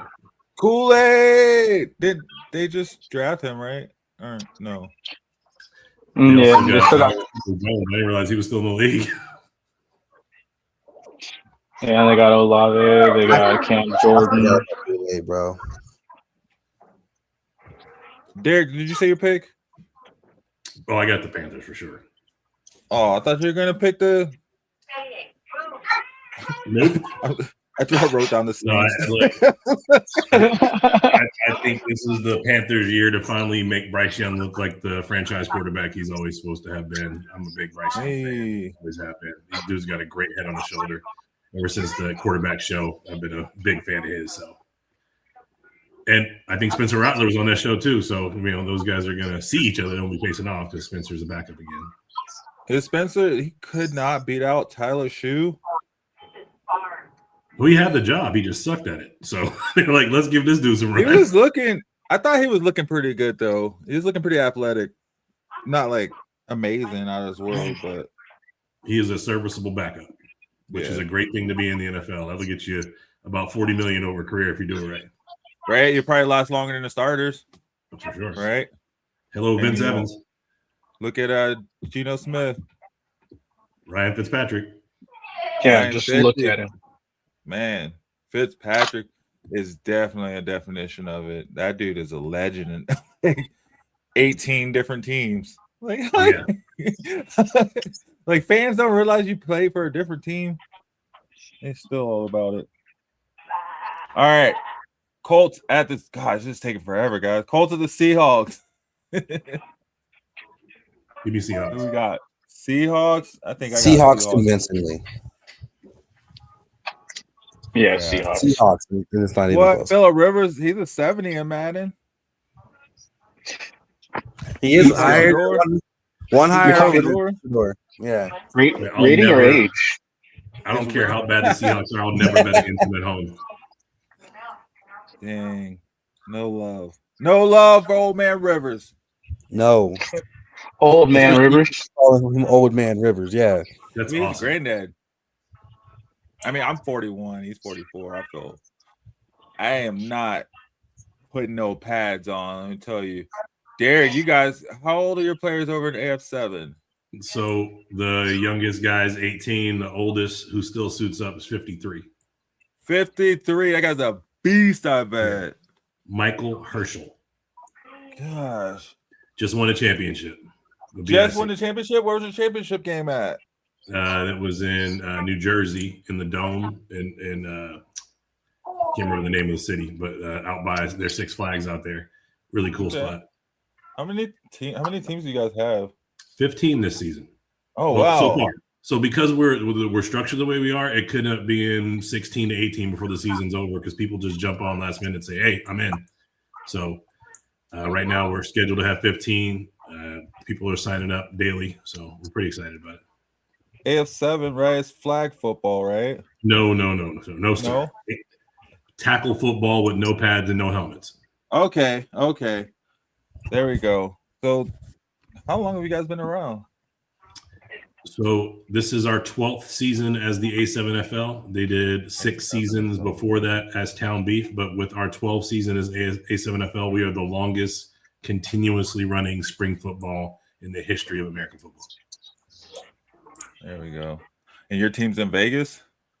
Yeah, so I've got 5 teams in Vegas and 1 in LA right now. Sorry, 6 teams in Vegas and 1 in LA right now. The Over the Top came back this season. So we've got a 7-team West Coast conference and an 8-team conference, including the East and the South, with Atlanta joining this year. That is awesome. Where do you guys play at normally? Like, do you have like your own? Yeah, usually we play at private high schools. Okay. So in Vegas, we play at a place called Matter Academy East. That's a football high school specifically, or sports high school specifically. They're sports media, sports everything. It's a tech school. And then out east, they play a place called Asbury Park, which is another private school. In Cincinnati, I don't know their home field. It's changed every year, so I don't know where they're going this year. And then Atlanta has not announced their home field yet. Atlanta. I was just out in Atlanta, man. We need a team out here in Denver. You do get a team out here, man. You need to be the owner. I was gonna say, let Sam be the owner. Let Sam head it up. You know, yeah, Sam's the right person for it. We'll run it. We'll run that team for sure, man. Let us know how to get one. Yo, that's cool. And then we will get that song on later in the show. I know what's going. Hey, man, we're just getting into it. We're getting there. We're getting there. We're making it. But we'll get back to it though for sure. We'll get that song pulled up, Derek, and we'll talk about the A7FL for sure later, a little bit later in the episode. I've got it ready when you're ready for me. There we go. Bet. All right, we got a game of the week. You know what I mean? You got everybody on the AFC looking. You got everybody on the NFC looking like, can't wait to see the Broncos win. Yes. Go Broncos. Go Broncos. See, that's how it's gonna work. Broncos at the Packers. I'll just write I'll write Reem down for the Packers. The Packers at the Broncos. Yeah. Write me down for the Packers for sure. No, I'm so serious. Remember when the Broncos held Aaron Rodgers at 77 yards? That was a good game. That's what we need. We need to slow Jordan Love down. He only has like 2 receivers to throw to anyway. Yeah, Matthew Golden has not turned out to be what everyone thought he was going to be. I thought he was going to be so good, man. And he's still. I don't know. What's our score predictions on this game? Yeah, there we go. Packers 34, Broncos 28. What? That's a mature prediction. I like it. It's not a blowout. I'm gonna say Broncos 42, Packers 10.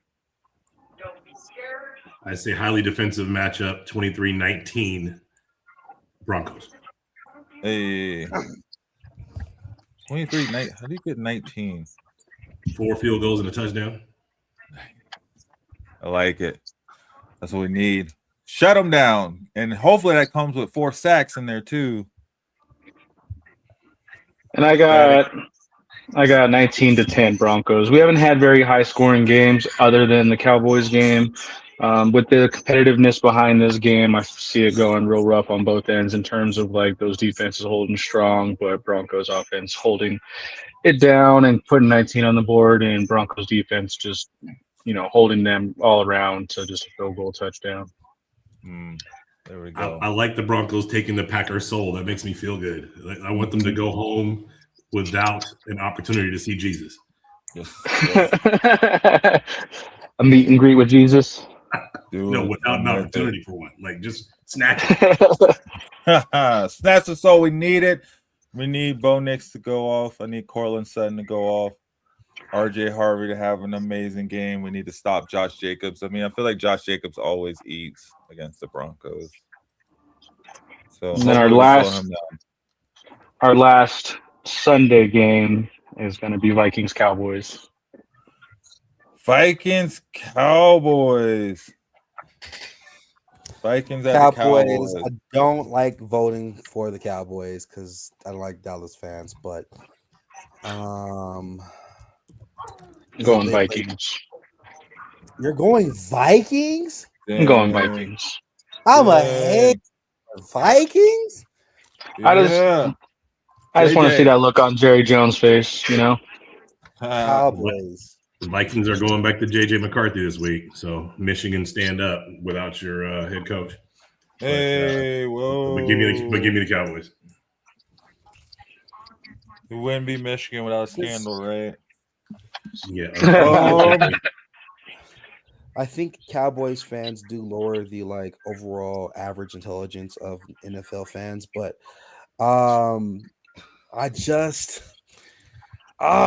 the Vikings is not good. The Vikings are not good, man.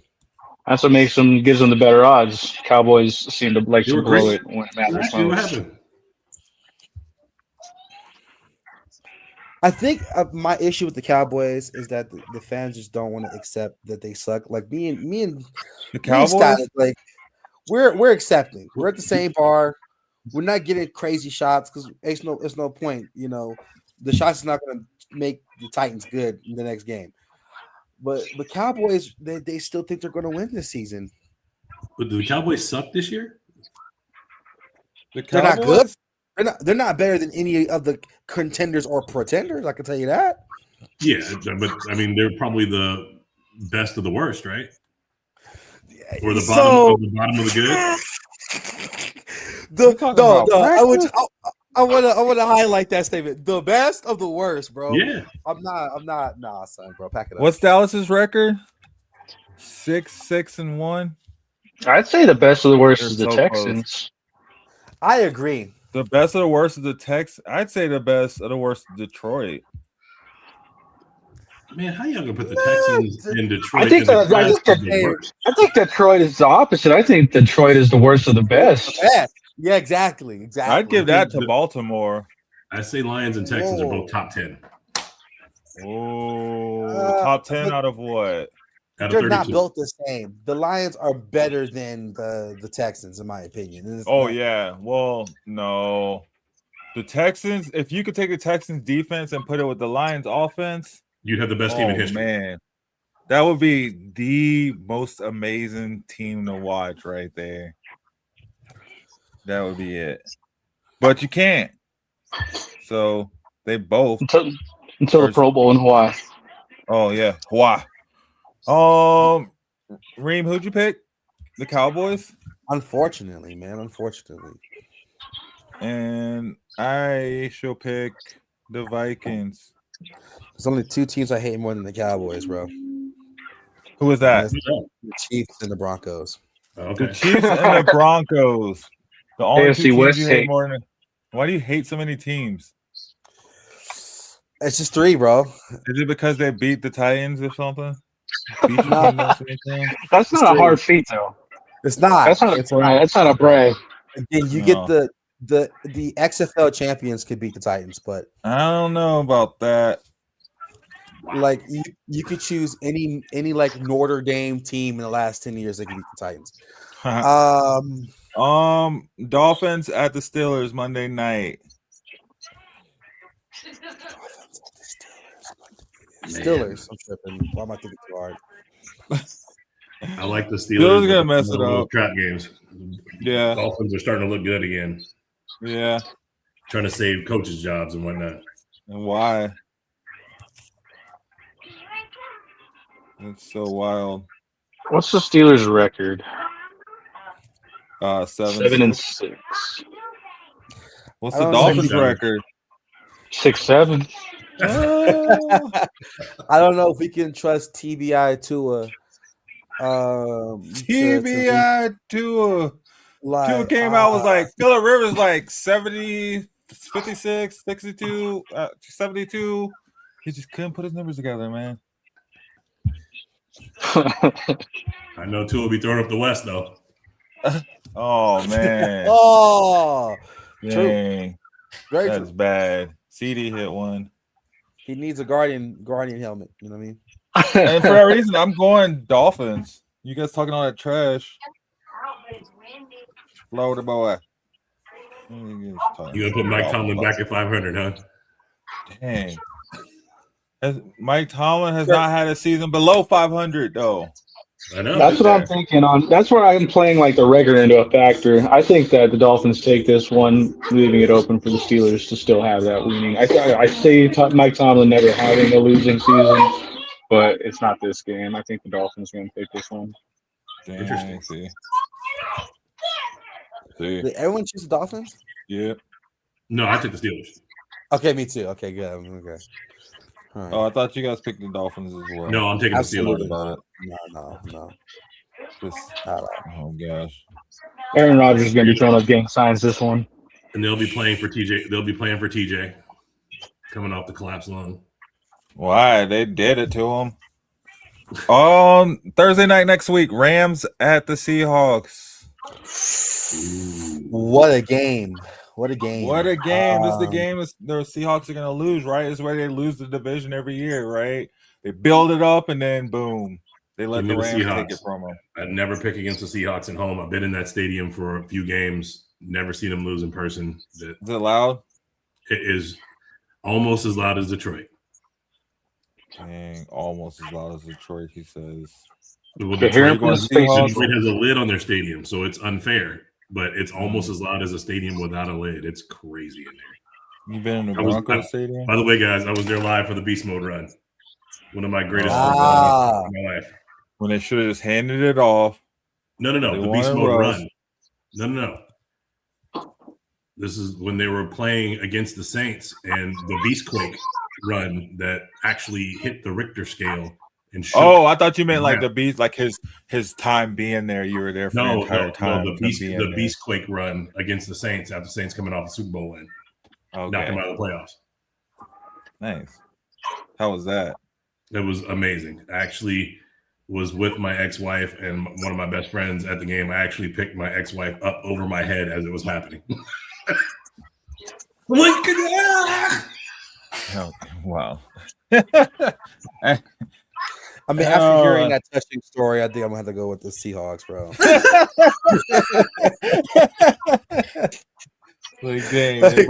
I thought Rams at first, and then I heard that. I was like, yeah, I can't hear that and be like, yeah, Rams, right? Statik, who are you going with? Man, where is it? It's in Seattle. I'm only picking this in Seattle. That's the only reason I picked. The Rams are a better team for sure. I'm gonna have to go the Rams, like really just holding strong and just taking over the NFC at this point because I predicted them to take game 4 too. So I think the Rams are just gonna go on a run. Yeah, I gotta go Rams too. And talk all that trash about the Seahawks. Can't back down. No, I won't back down. Who'd you go with, Reem? Seahawks. Okay. So split down the middle on that one. Yeah, gosh. It only took us 3 days to get through the NFL picks. My bad, y'all. I threw a bunch of new stuff at you. It's my first time on the show. I had to try to contribute a little bit, so you want to have me back. Love it. Heck yeah. Bring it. Let's go. Let's get it. All right. We're on bus stop timing. What's that? So we're on bus stop timing. Right. The bus is late, so the block for a little bit. Yeah. Go around the block for a little bit. Anything else NFL wise? Let's see what I got in my notes.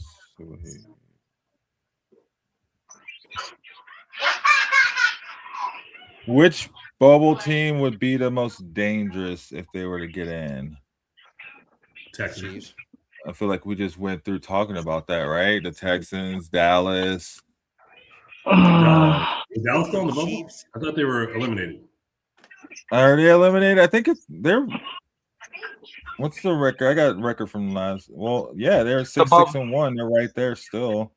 Yeah, bubble teams in the AFC are Colts, Ravens, Chiefs, Dolphins, Bengals, and NFC are Lions, Bucks, Cowboys, Vikings.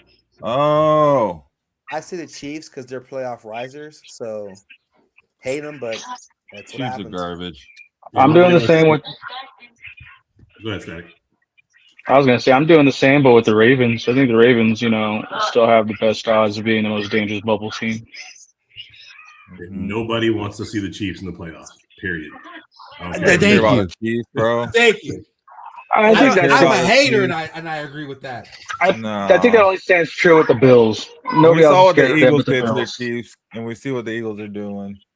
How many AFC championships in a row? That don't mean Nobody nothing. wants to see the Chiefs in the playoffs. That don't mean nothing. That means How they many win. NFC South championships Tampa Bay got in a row? Sorry, bro. Yeah, Ain't nobody scared of Tampa Bay?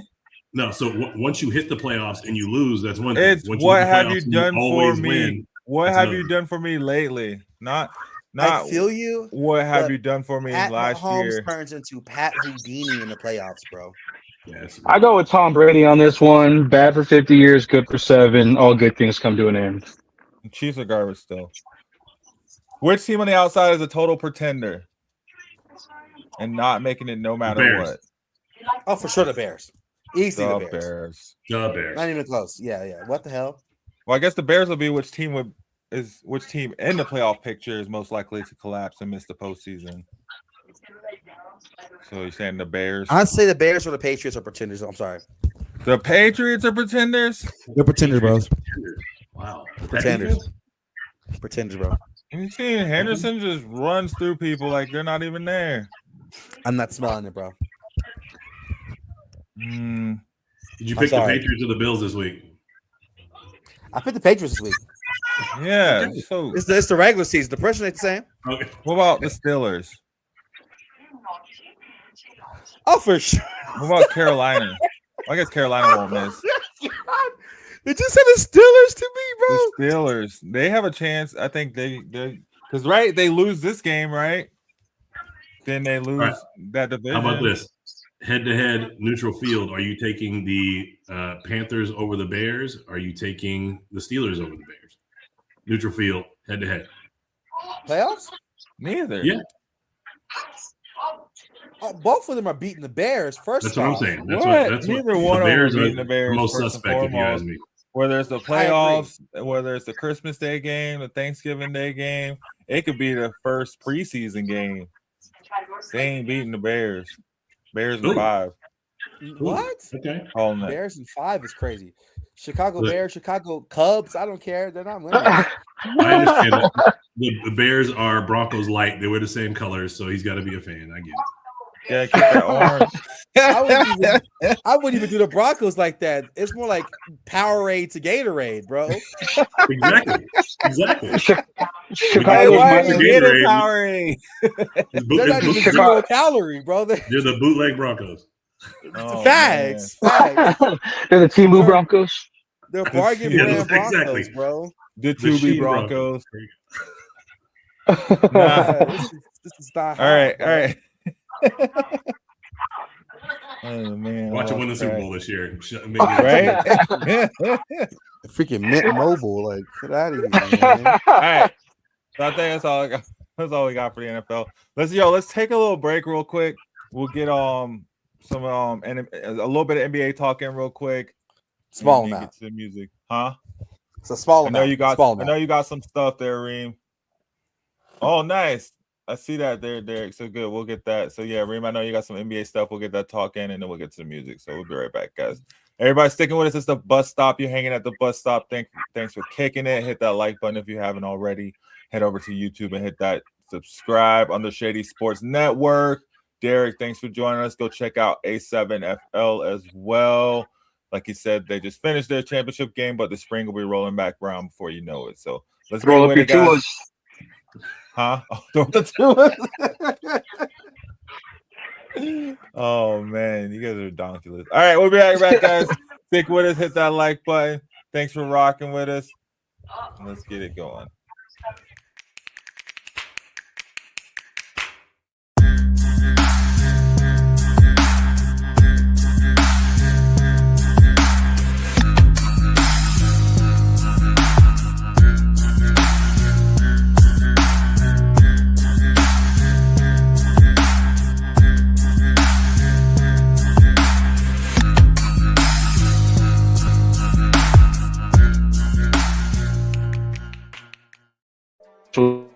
Cool McCain. You thought you wanted to go through against Chad Gable, but you didn't. And I'm gonna tell you why. Chad Gable would take everything that Gunther's done and bury it. The Playmaker. It was on site. AJ Styles walked out there, seen LA like, oh, okay, then we LA Knight hopped out the car, let's go. Break down everything in TNA, AEW, and all of the WWE programming. Join these two kings, monarchs of wrestling, live every Monday at 6:30 p.m. Eastern, 5:30 p.m. Central on the Play Caller Sports Talk YouTube channel. Hey, Eagles fan, join my man Cool McCain and a host of others as they break down every single game, every single week in an objective manner, and also from a fan's perspective as well. Remember, this cast feels just like you. Nobody likes you. And you don't care. Fly, Eagles, fly. Eagles Elite Podcast, every Wednesday at 8:30 p.m. Eastern on YouTube and other podcast outlets.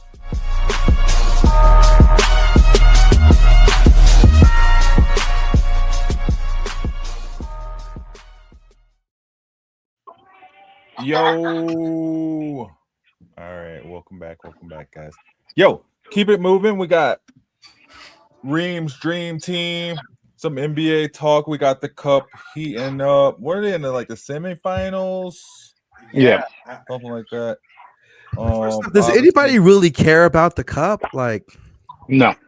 Laker fans. That's the only championships we're getting.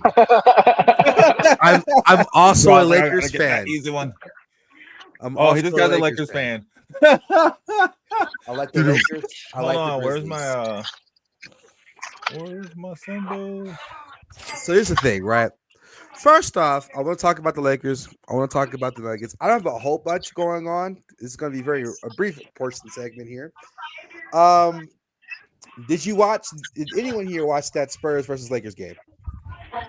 I didn't watch it, but I thought for sure the Lakers messed up my parlay. That's all I want to say. So here's the thing, and this is I'll let you guys talk about it if you guys have seen extended Lakers content, and then we'll talk about the Nuggets. The issue with the Lakers that we're facing right now, yes, bench depth for sure. 11 bench points is not hot. Marcus Smart taking 10 threes isn't hot.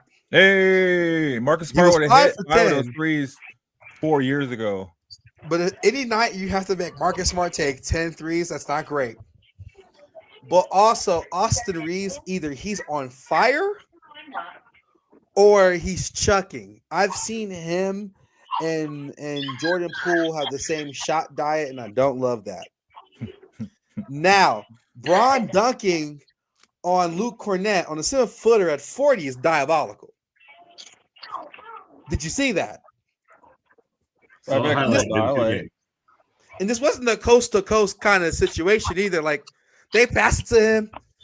He has Stephon Castle on his hip. Didn't matter. He told Stephon Castle, "Come with me. We're going on a journey here. Come with me if you want to live." I think with the West, personally, I'm not in love with the OKC Thunder. I don't think they're going to win it this year. Personally, I don't. I'm not. I know they're like, oh, they're 24-1. I don't think they're going to win it again this year. I just don't see it. You think they're going to be the 2015 Golden State Warriors, where they have the single season record and blow it in the finals? Correct. That Warriors team was better, in my opinion. I agree.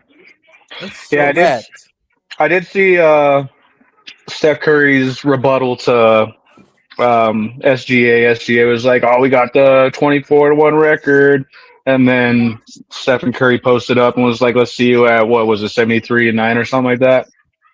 Yeah. Do you think SGA would get a bigger trade haul than the trade that Paul George got that included him? If the Thunder were like to put up SGA right now. Yes. Yes. That's wild. Trade him, but yeah. That's just so wild. The owner might give up his firstborn son for SGA. Right? Are you serious? That's wild. What? Like, are y'all seeing holes? Might to carry the girl up the mountain for SGA? Like, are you serious? Absolutely. And he's like 28. Yeah, for sure. Get out of here. Oh, okay. I got his LeBron dunk. Oh, it was mid. Okay. All right. Anyways, my end of my Lakers monologue here as a Lakers fan. I agree with Rich Paul. If you guys have been seeing that talk lately of him on an interview with Max Kellerman, talking about how the Lakers do need more depth. I agree. I think Rob Pelinka did a good job finessing Nico Harrison. I think that's probably the biggest finesse job of NBA history, personally. Because as a Lakers fan, and I think Derek, you can chime in here. Don't get me wrong, Anthony Davis. We love Anthony Davis. Don't get me wrong. However, having him being a part-time player is not awesome. Part-time love, like no BS. Like watching live Lakers games, and Anthony Davis goes down, and we have to watch the screen, and we're hoping he's going to get back up. Yeah, but don't try that Cooper flag. Great. That's not hot. You know what I mean? Don't you got Cooper flag? Get out of what? It's about the Mavericks? Yeah, the Mavericks. I'm talking about Lakers. I'm a Lakers fan. I don't care about Dallas. Oh, I mean, you're talking about Anthony Davis. I was saying Anthony Davis over there. I'm just saying, as a Lakers fan, when we watch Anthony Davis, we have to worry: is his eye injury going to take him out for a month? Oh. We see him collapse, man. Like, I'm so glad AD's out of town, to be honest, bro. Like, me too, bro. I mean, the biggest finesse move was getting Luka behind closed doors to come to the Lakers while Jabroni is working on his swan song to get out of the league. So, the Luka Lakers are a much better. LeBron ain't working on no swan song. He grooming Bronny up. Hold on now. You think LeBron leaving? Bronny about to take over. Years. Yeah, Bronny did make the squad. We'll give you that. And maybe there's something there. Maybe there's something to it. But Austin Reeves is basically Jeremy Lin reincarnated. I love his game when he's playing. But Reeves sanity. But they gotta get him better looks, because do you bereave? He cuts in like he's Tyrese Maxey, and it doesn't always fall. Yeah. It does not, and he will go in on 3-4 people. And don't get me wrong, I love Austin. He got that dog. That's confidence. Yeah. But like when you miss on 3 people, it's like, was that the best we could have given him? No, you should dish it when you draw 3 people. That's what drawing 3 people is supposed to do. And then also Austin Reeves gets very horny for these pull-up shots too. Like pull up on a transition. When he's knocking them down, he looks like Linsanity. But if you're breaking it, now we have to think in our minds here, because that's what makes Luka so good. Because Luka draws first off the slowest crossover in the league. He is not a tight handler. Okay, I'm like, I'm talking about Cedric got faster handles than Luka, but nonetheless, he gets 3 people on him, and before you can react, the ball's gone. Were you about to say molasses crossover? Yes. That is hilarious. Because he's not Luka is not speedy, bro. Luka is gonna take 3 to 5 business days and still bop you. I feel like I don't know, man. I just got in my head that the whole thing with Austin Reeves is just to build everyone up, build up everyone to look towards Austin Reeves, and then once the playoffs hit, they're gonna unleash Luka and LeBron, and to keep them healthy too, because they're both notorious. The biggest thing that stops the Lakers is health, because those guys are always hurt. But I want to hear your thoughts on this, Derek. I don't know how I totally feel about DeAndre Ayton right now. Man, I'm tell him, Derek. He trained with Bronny. Tell him. The point is, to compete with Denver, you need a 7-footer in there to tie up. So, and to compete with the Spurs, you need a 7-footer in there to tie up. So, Ayton's doing it, or at least he's a body that can get in the way. I mean, I'll take him over AD and AD's contract. Sure. I mean, no one's arguing that, but it's like no one's going to sleep early because they got to match up against DeAndre Ayton. No, not at all. You're not game planning for him. Not at all. He's an add-on piece. If the homies say you hopping on 2K tonight and on DeAndre Ayton is who you're going against, you're going to tell your homies yes. We'll get on 2K tonight. I want to play with DeAndre Ayton. But that's my thing on the Lakers. I think they need some more pieces. They got to get Austin Reeves better looks. Them losing that Spurs game was unacceptable. Mind you, it was a lot of free throws being given to the Spurs. So obviously Luka versus Las Vegas there. But again, nonetheless, I think they were just chucking up stuff. I was just watching that game like, what are we doing, brother? Every time they went on a roll, they just didn't get back on D. It was bad. Also, their shooting struggles is chaotic the start of the season. They got to figure that out. The Nuggets, though. I'm still not sold, bro. Y'all got to figure this out, bro. Yeah.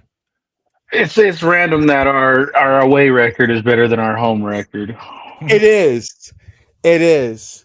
Especially playing them out high. You expect the home record to always be better than.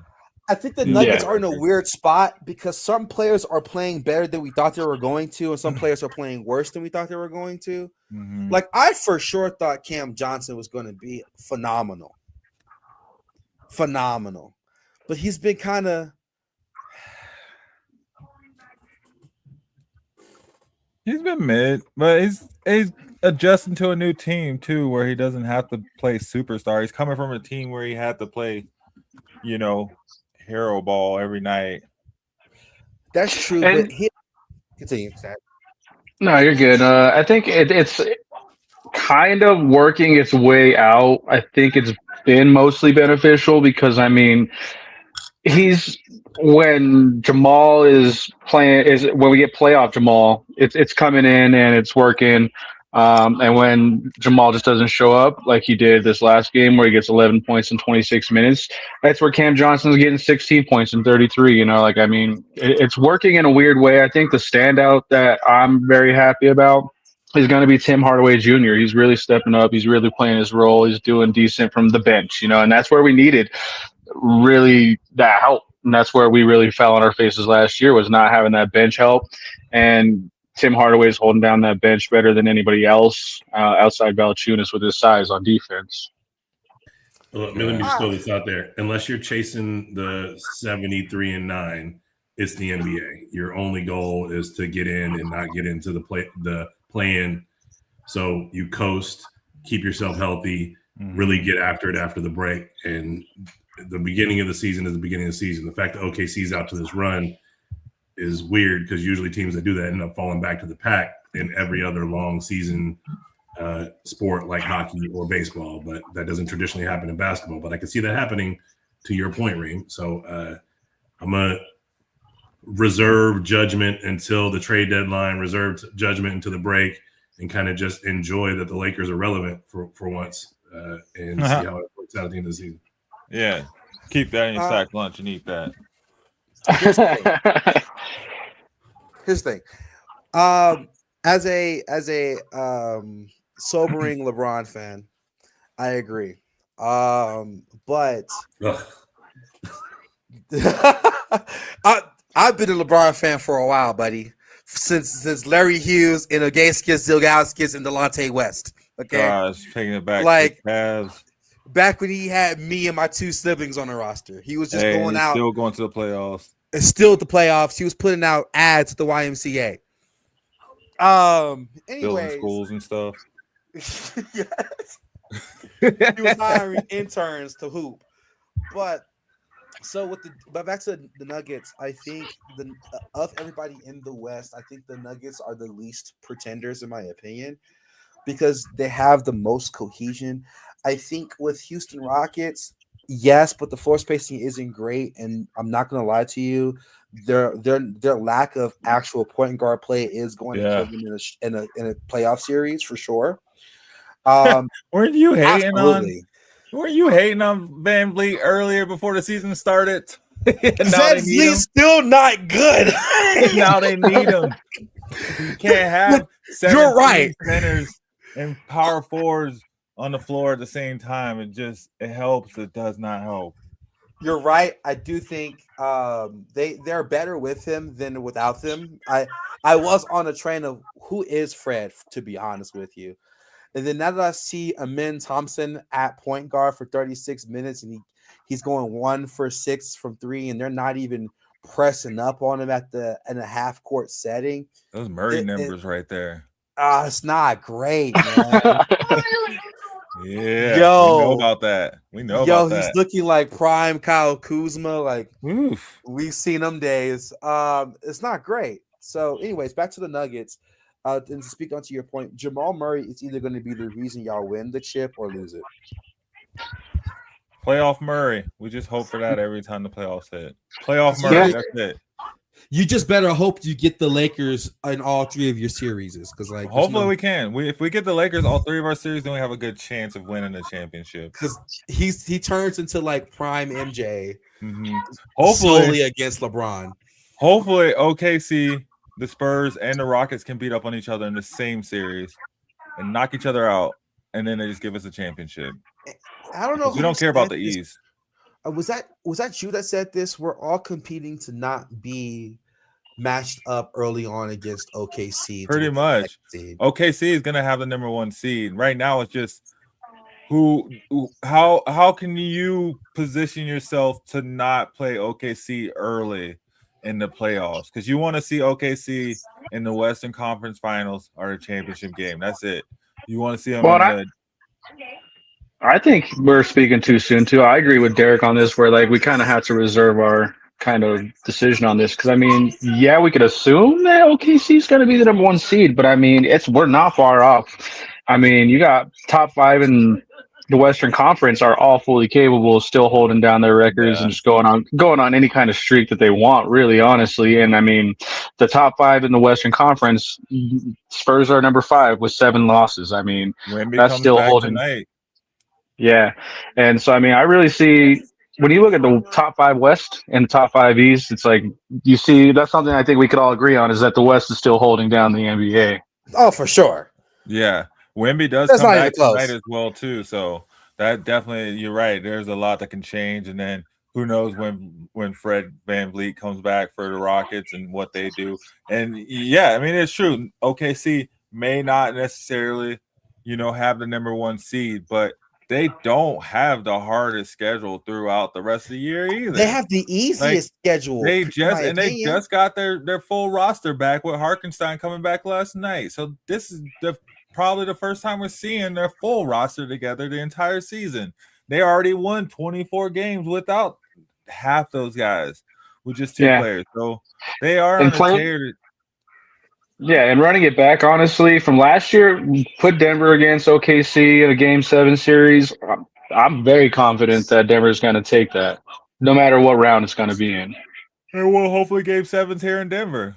I think that'll have a lot to do with it as well, too. Like, I feel confident with it as well, too. But And that's the thing. Like all these other teams, they built their teams to beat the Nuggets. OKC is just a different breed in how they're built, right? Like they're the new school of basketball and what we're seeing, and they're their team willing to play with each other too. No one's trying to be a superstar. Their superstar, doesn't even try to be a superstar and how they act or whatnot. They play as a complete team. They're all for each other. They grew up together. I don't know. I think they have cohesion. They have the cohesion after 3 years together that the Nuggets have after 7-8 years together. So, I mean, I don't know. Well, you can't just say they're going to run away with it, but man, they're looking a lot like how the Warriors were looking when everybody was saying you can't run away with it. When everybody was laughing at Steve Kerr when he was saying that Steph Curry was the best shooter in the world, and then the Splash Brothers just making people forget what was said. So, I mean, I don't know. And then I feel what you're saying. I just think that they're in a good position to continue with what they're doing in the regular season as long as they've been coasting with nobodies with their backups. But also they've been facing off against nobodies. Yeah, like that's their schedule. They played the Jazz how many times? The Pelicans how many times? Like the Hornets. Like my gosh, man, they're playing like the current USC women's basketball team right now. Like I'm just like this 24 is the most fugazi 24 I've ever seen in my life. But they're the Patriots of the NBA. They are. I said this last week also. You only play who you play, though. You only play who you get. I agree, and I actually did say this last week. They are the Patriots of the NBA. I'm not convinced, and I'm going to be honest with you. Even though we are going to listen to Derek here, the guru, and reserve our opinion until. I'm not the guru when it comes to basketball, man. But don't sleep on Juju Watkins. Facts. Juju's go put up more than Keontae. Anyways, moving on. But I'm just not convinced. I'm not convinced, and I think we have to keep watching. But they've been playing like boo-boo and garbage and injured teams and tomfoolery teams. Like they're not. And then they went. I'm still not going to get past the fact that they went to double OT against the Miles Turner and Tyrese Halliburton-less Pacers. Yeah, they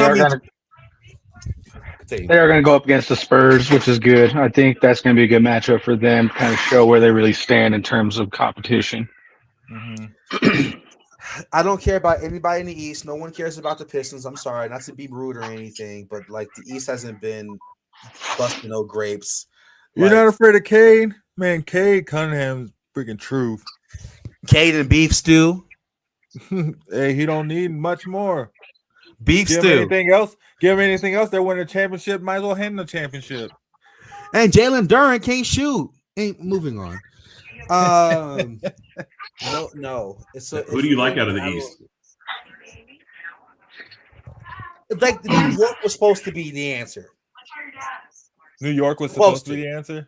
Yeah, they're not right now. I still like New York this year for the first time to come back to the finals, man. I've never felt this way about a Knicks team in quite some time since Patrick Ewing. But the entire East is a Halliburton injury away from being great. Here's the thing, though. Like, I agree because Mike Brown, I still think is a phenomenal coach. I just think Mike Brown is having some orientation issues with this roster. Like Cam Johnson, see, it takes time sometimes getting with the newer roster. I forget who the New York was playing, but they ran Jalen Brunson at the 1. They ran OG Anunoby at the 2. They ran Josh Hart at the 3. They ran Yabusele at the 4 and Mitchell Robinson, and I wanted to throw up. Because what the fuck? What is that? What is that lineup, man? What is that? Oh, sorry. But yeah, it's just Mike Brown's a wonderful coach. He just got to figure out what brand of offense is going to work with his coaching style in this team, because this team is playing starkly different than they were playing previously last year underneath Thibodeau. And obviously because this man Tibbs will make you play 44 minutes a game. So he's never really had to think about roster orientation for real, unless like unless he really had. He was running an 8-man, didn't care who the rest was to fill out the roster. So Mike Brown traditionally runs like that 10-man, 2 point guards, 2 shooting guards, 2 small forward traditional kind of lineup. And he's having an issue trying to figure out who does what, in my opinion. But once he figures that out, I think that's the only clear answer in the East, outside of maybe the wild card team, which I think is the 76ers. Dang, 76ers, new look 76ers.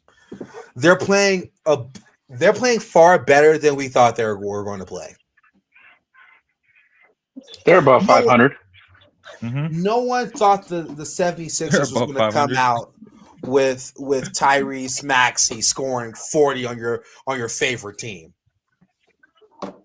Did you have that on your bingo card, Derek? Like, if you like history and numbers, this is 50 years over 76 that the championship will be played. So it would be a great story if the 76ers are contributors in 2026. Something to consider. They won't be, though. That's fun, but they won't. To me, it's Knicks and Pistons, and nobody else. Knicks and Pistons. I do like the Pistons. I just don't think they're ready yet. I think this is not their year. Well, everybody else is hurt. It's not about them last year. Yeah, and the biggest fall off in the East to me and disappointment is the Pacers and the Bucks. I don't know what happened to them. The Bucks. The Pacers are without their start, and the Bucks. It's like once they got rid of Dame, we knew what was going to happen. Come on now. Yep. Because why would Dame leave? Why would Dame just leave? Right? Or why would they just get rid of him like that if they weren't trying to make a move or something? Either way, like. Plus, Giannis is going to be out of there about the trade deadline or offseason anyway, so it doesn't matter. Giannis in Denver. Don't do that. Giannis looks good as the 7-footer in LA. Ooh, I would agree. Trade Aaron Gordon, Jamal Murray. Or give me Cat. That is one thing I'm afraid of. If Giannis goes to the Lakers, I would legitimately be a little afraid of the Lakers for sure. But he's not. He's coming to Denver.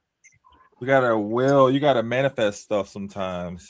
So we're all pretty set that he's going to the Western Conference, though. Giannis ain't going to the West. compete. Giannis wants to win a championship. He's going to New York. I still think you just can't count the Lakers out in general. Like, Luka has had Dwight Powell as a starting center for the majority of his career and made playoff runs.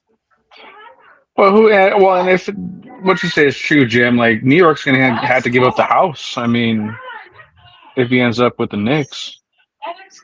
Yeah, facts. Yeah, I guess so. Well, I don't know. They might have to trade Madison Square Garden too. Everybody's gonna have to give up. And it was just, they just had an article about how maybe teams aren't, so quick to trade for superstars these days, right? Like maybe it costs a little too much.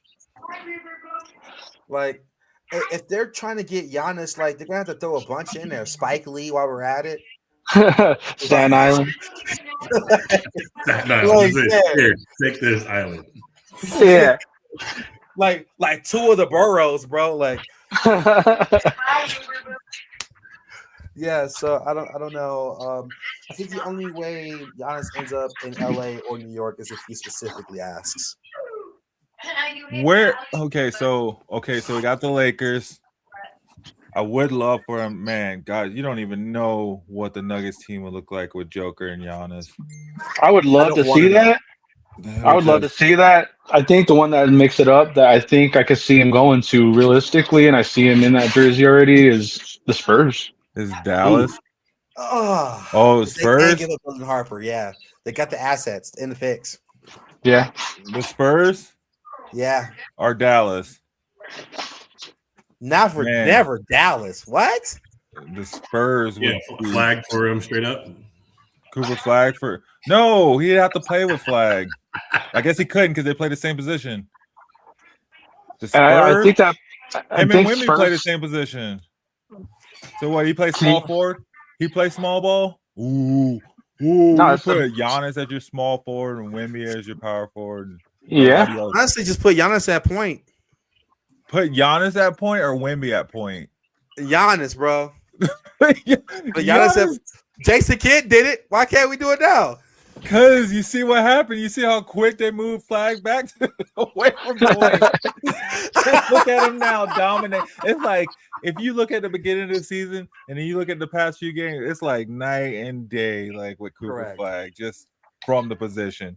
Giannis, it would be like counting the shot clock. It would take him 45 seconds to dribble over half Giannis court. don't dribble. He takes 4 lunges and he's under the basket. No, he would be thinking too much about it at point. I'd be pissed off if Giannis did a crossover, man. You know, Nah, he'd see no over Euro everybody step. though. All he has to do is throw it up to Wemby. That's it, right? Like Giannis. no BS. 4 Euro steps from half court, he's under the basket and 1. Yeah, and then so he take 2 Euro steps, pass it to Wemby. Wemby take 1 Euro step, and he's right there. They could literally just win by themselves. Yeah, it's a scary thought, man, and that's where I realistically see like the best option going. Where I see Giannis pushing for is going to the Spurs. And the Spurs have the asset. The only other place that has enough assets to get Giannis without killing their team is the Thunder, unfortunately. But I don't want to see that happen. What do the Heat have? What does the Heat have? Let's see. Nothing. Let's see. You want to They get got the assets. poo-poo platter from the Heat.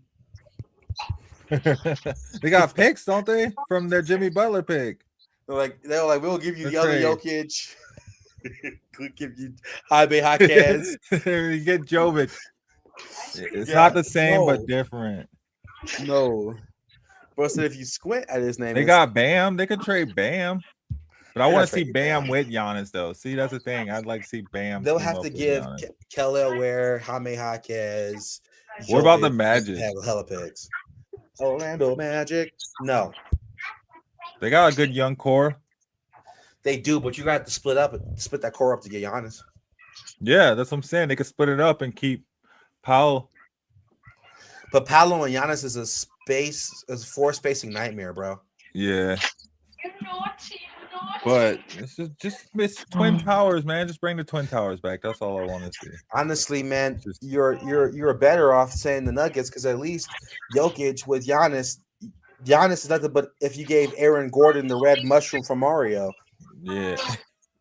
And then the Nuggets, it'd be too hard, man. We don't have the assets, man. We'd have to give up the whole starting lineup except Jokic, really, And honestly. Aaron Gordon can shoot. Honestly, just give up Cam, give up Jamal and some picks. Yes. Man, but what does the picks got to do when our picks don't come till 2035? It's like, yeah, we'll give you some picks in a couple decades. Right? We don't That's all we want got. to go. Yeah, how old is Giannis? 28? Like 29, something like that. 29? We'll give you our 2044 pick. I'd rather draft the next Giannis. Good luck with that one, buddy. What? I'm sure many people think the same way you do. I know. Well, His not best- exactly the next. It doesn't have to be exactly because we got Joker, so he don't have to be the next exact Giannis. Just an Aaron Gordon with like 2 more feet added on to him. Facts. I think the best place for him is the Spurs or the OKC as far as Charles is concerned. Assets wise. Yeah. But that's all I got for NBA. We just gotta keep watching these games. I'll catch you guys when the OKC have 2 more losses next week. You know, If they don't, you know what I'm gonna say. no, Number I don't one know what you're gonna seed. say. Number Okay. 1 seed. If they win the cup and the championship in the same year, that's just you might as well just shut the NBA down. Put Dallas, but Dallas is the best team. Put Dallas is the best team. Dallas who? But Dallas. I feel like Lil Wayne when he said Gucci who. Dallas Mavericks. That's the only Dallas team, right? Don't be hating. Dallas Stars. Dallas The Stars Dallas- is what we're talking about. No, The Dallas Avalanche Wings. is the best team in hockey if we're going that route. The Dallas Wings, bro. Paige Beckers is going insane. The Dallas Wings, is that your women's national soccer team? Dallas Soccer, Bulls. basketball. That's basketball. Dallas bro. Bulls are the best in the league. Guys, now you guys are just naming Dallas teams. The I Dallas feel like these memes, names are bro. made up. Paige The Beckers, bro. Dallas Jerry Joneses. Yeah. That's a real team. Every Dallas team is the best team, obviously. You guys just named like 20 Dallas teams in like 2 seconds. You should go on Jeopardy. Right? Which Dallas team is the best team? You got a million teams to name, and all of them are wrong. All right. Let's take a promo break really quick. Step away real quick for like 2 minutes. And then we'll come back and we get some music. Some music. Finally, Derek, you hung around. DJ Robzilla could not hang around. He said, "You guys are talking too much sports. I'm out." No, he had to go take care of stuff. So he's out. Sam's probably around there somewhere. And it's already noon over here in Denver time. So let's step away, guys. You're hanging at the bus stop. Thank you guys that have been tuning in with us. Don't forget to hit that like button, hit that share button, and head over to YouTube and subscribe to Shady Sports Network. We'll be right back.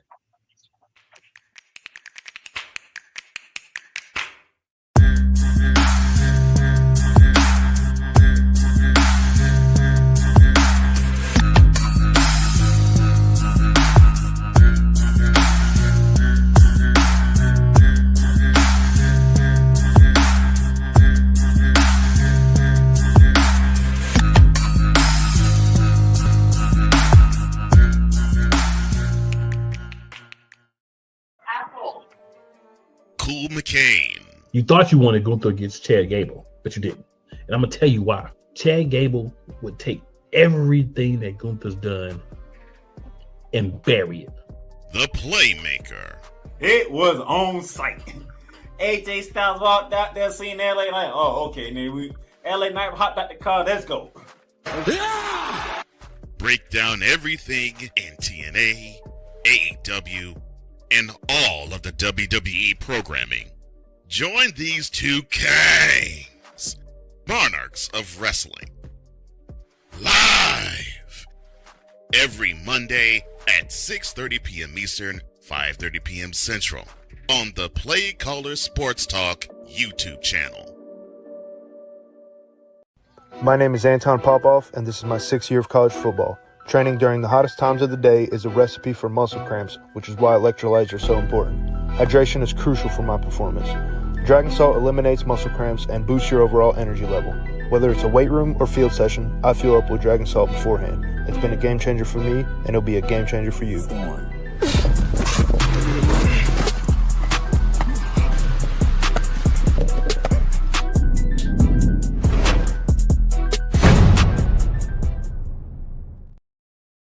Good luck, everyone here.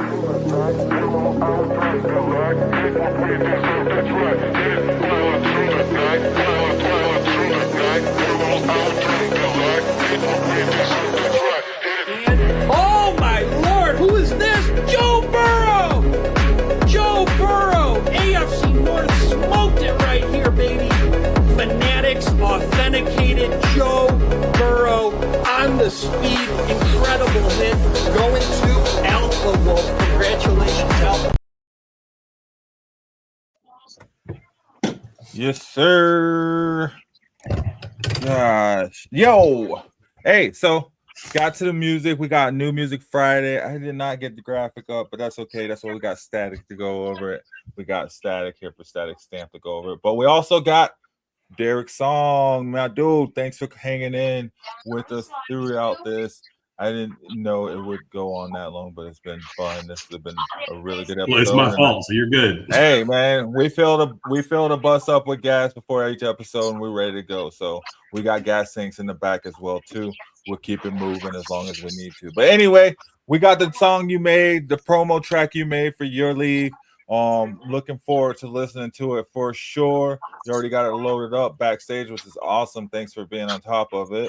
We go ahead and bring that over her right there, and then let you go ahead and handle those reins, my dude, and kick it off for us. Here we go. It's been sitting there for a month.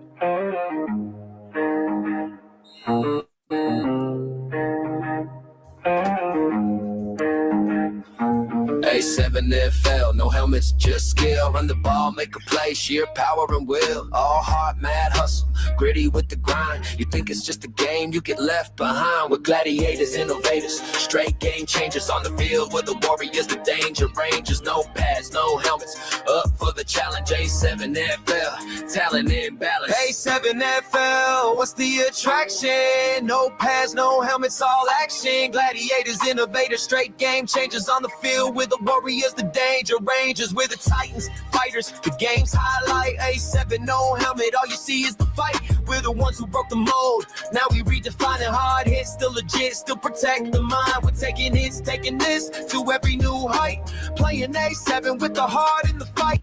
No pads, no helmets, unadulterated power. So who you think will be there in the final hour? A7FL with the attraction. Up top, chicken box, no helmet, all action. Put it on their head, throwing dimes on the run. Prima donna ballers can't have all the fun. Padded football, yeah, we love that too. But this a combat sport, so grab your crew. Squad up, get down. MMA of the grid, stand up, lose the pass, let's do this, kid. This A7 thing, we the ones who rise in this football thing. Got eyes on the prize, no lies. No pads, no helmets, no cry babies. Only thing left is for y'all to pay me. Let's ride. Okay. There it is.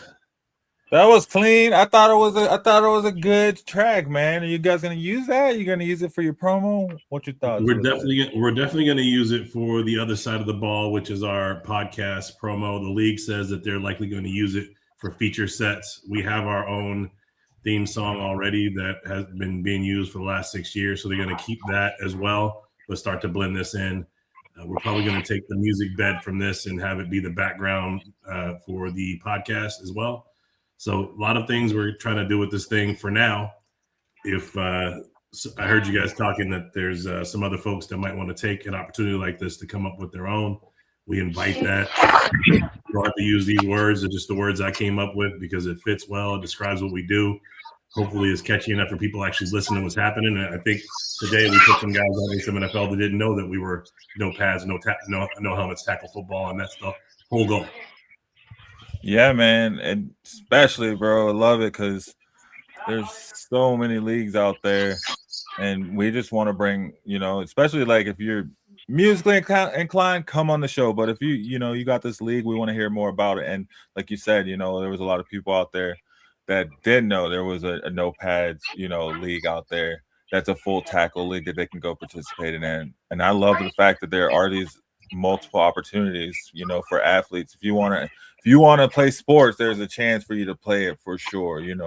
Like there's so many opportunities that have been around for like the past, 5, 10, 12 years, like you guys in your case, that people may not have known about. And as they learn about it, they're like, oh, well, maybe I can go this route and do it, this way as well too, different strokes for different folks. So love to have you on, man. I appreciate having you on and appreciate, being able to hear your track on here as well and get that play. And hopefully we hear that a little bit more. We'll have to get you guys, are you the only one on your podcast?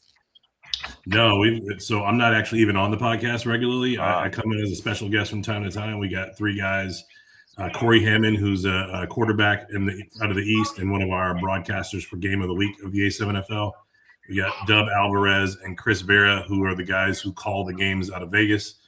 Chris Vera is a longtime friend of mine who actually got me back into football after my injuries at age 19.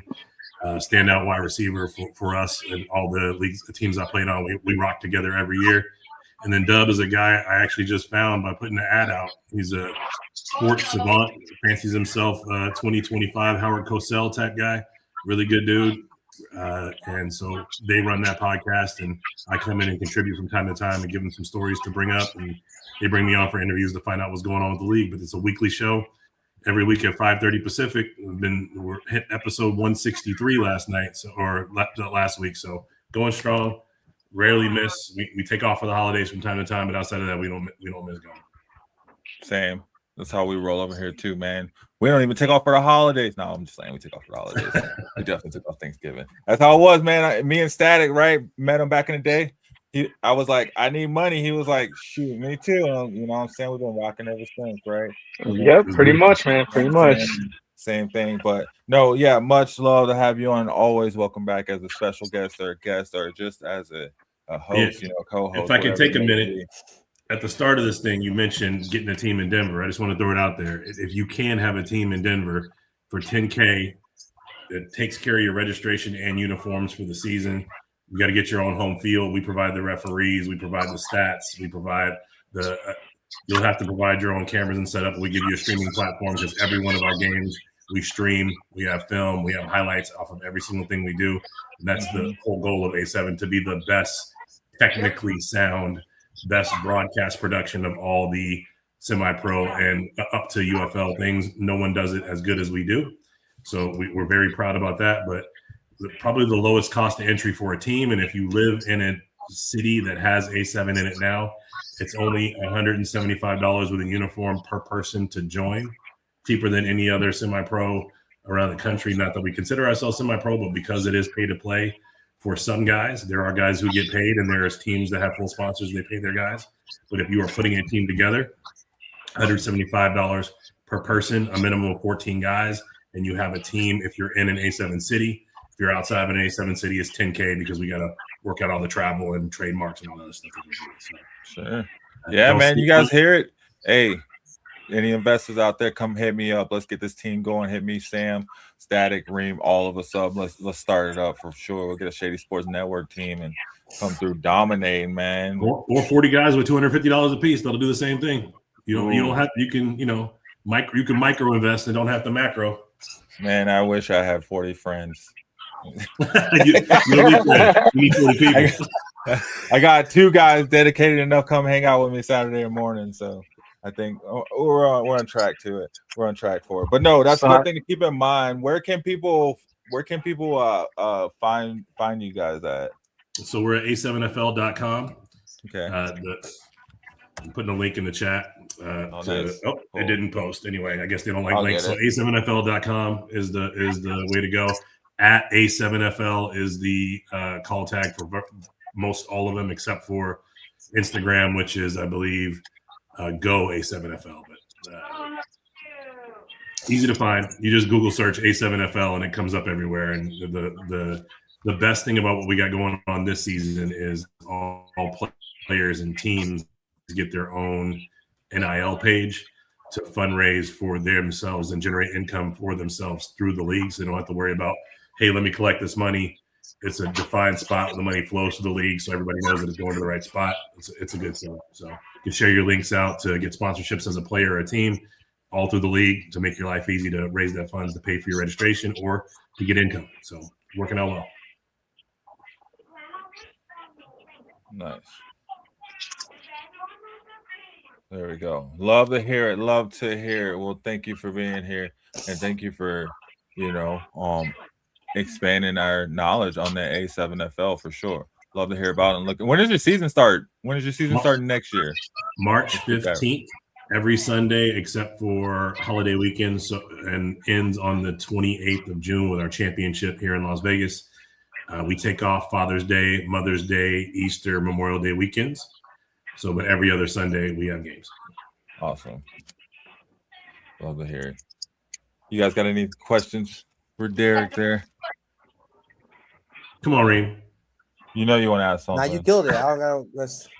Reem wants to know how he can sign up. How can he sign up? Any crumbs there, brother? Like I don't. Well, yeah. So thank you for being on. And then that track, it was great. I thought at first that you made the track. I didn't know that you'd use AI to make it. But either way, it still sounded really good. I appreciate that, man. Look, I found the AI thing about 2 weeks ago and took a bunch of songs that I had written and just put them in there to see what it looked like. So now I've got like 6 different songs that I've got in my catalog right now that I'm starting to roll out. I'm still working on a lot of them because just putting them in AI doesn't make it a great song. You still have to continue to prompt and fix it and make changes till it gets to the quality that you want. Unfortunately, it doesn't make me have to spend a bunch of time in the studio with a bunch of artists, but I want artists in studio to take these things and make them better than what I could with AI, and then we can collab together to have hopefully a hit. So I'm always up for it. There we go. There we go. I'm mad AI makes better tracks than me. Well, look, I would recommend that you hit the AI music production thing, let AI develop the sound for you, and then you put your own twist on it and make it yours. So now you'll have a better track. Can't do it. I'm like John Henry versus the train versus the steam engine. John Henry versus the train. We'll go. 100 bars. Me and AI right now. That is 100 bars. All right. Let's get to some music though. Static. We got new music Friday. We do. It wasn't anything special or epic, honestly. We did have some decent ones. We got 21 Savage's new album, What Happened to the Streets, full album release. Listen to a couple of tracks. It's I'd say 87 on the octane rating, really, honestly, for gas. I mean, it's nothing 87. amazing. Is that it's regular unleaded? No, nah, 85. Not premium? Is that 87? It's not premium. It's not premium. It's not that gas. That is the definition of regular. Yeah. Yeah, it's not regular here in Denver. In Denver, it's 80. We get 85 because we're up high. Yeah. It depends on which region you're on. Really? Yeah, 85 is our corn fuel here. Yeah. Corn fuel. Yeah. Wow. Okay. If you watch the movie Cars, it's Alanol or whatever that is. Alanol. I'd say it's that East Coast unleaded, regular unleaded. There you go. What happened to the streets? I saw his track with Drake. What was it? Mr. Recoup just hit #1. Yeah, them bots be listening, man. Them bots be listening. They be streaming. I know. I gotta figure out how to get a stream wall of like 500 phones right here that can just tune into our show, right? So we can pump it up, pump them numbers. What happened to the streets? Cup full though. Step brother. What happened to the streets? So when you guys do this, do you feature the artist and play their music, or you just talk about it? Sometimes I'll put the music on in the background, but then it gets a little harder too because YouTube like to kick us off. And they don't like yeah, because you don't have the rights. Playing Right. so much. Yeah. We don't got all them copyright licenses stuff. Yeah, UMG don't like us right now. Yeah. So we'll get it in there. But, yeah, and it ends up being good or bad sometimes. I mean, if it's what is it? Club. What was the one? Club Daddy or Club Uncle by T-Pain. We have. That was a fire. What are y'all talking about? Y'all hate on that. You know? That's something you can play. That's something I can play in an office meeting. That's something I can play with my nephews. You know what I'm saying? I can play. It's a universal track, right? Is what I'm saying. Some I coworker need more of music them in my life these days. Those universal tracks. Some HR music. We work at the same office. He is not playing that. Not at all. But if I had speakers in my office, I could play that. I don't know what I do if I'm at my desk and I'm hearing T-Pain in the wind. No, sir. Contacting HR immediately. Oh man, blame it on the vets. Yeah, no, it's pretty hit and miss sometimes. Like, I mean, we get some really good ones, man. I know that there was a couple weeks back where we listened to some Mike Jones and Paul Wall, some of their newer stuff, and that hit. It seemed like, and then we get the ones that I think it was Rick Ross that we listened to last time, and that was. You gotta have it all, man. The Baby just came out with a track. That's good. Hey, are you guys on Dax? Dax? No. Kareem is anti-Dax. You know what's too much Jesus music, Kareem? Because you might be a Dax fan, and I am. Specifics for the song "Real Man." I'm such a hater. Like, it's just okay. Him and Joyner Lucas are they're on my list. Why do you hate Joyner Lucas though? Because Joyner Lucas don't have bops to me. Like I'm not. Joyner Lucas got bars though. Humming Joyner bars Lucas, make up bro, for like that's the. You can have these are you can have hits, music, bro. You can have hits or you can have bars, and very few have both. Okay. Joyner Lucas got bars. Now, yes, maybe because I'm open-minded, Derek. I'm open-minded. You're a Lakers fan. I mess with that, and maybe you know some Dax that I don't know. So if you put me on, I might be put on.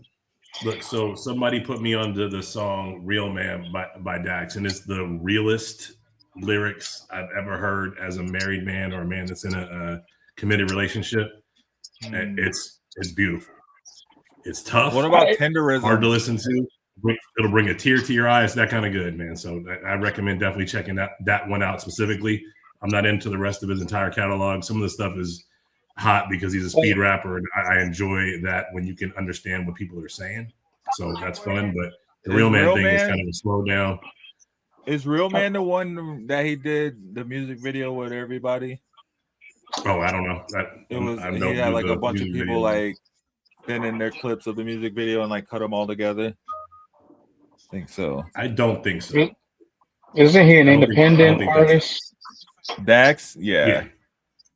I think that's something we could probably look at without getting yelled at. Nah, I think it's pretty big though. There's 16 million views right now on YouTube. Yeah, so. He's independent, but he's pretty big. Yeah.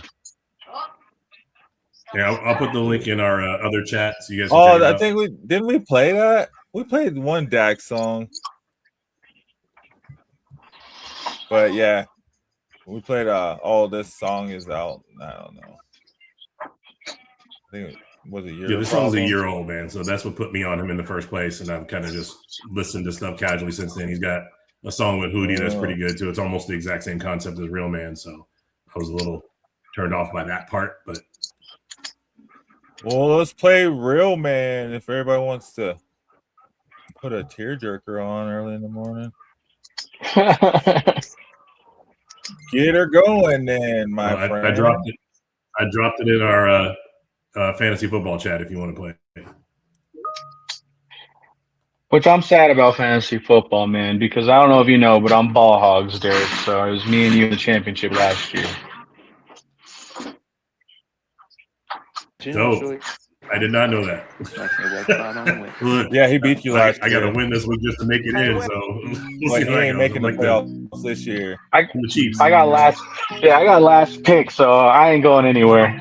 Right. Hoping to win this week.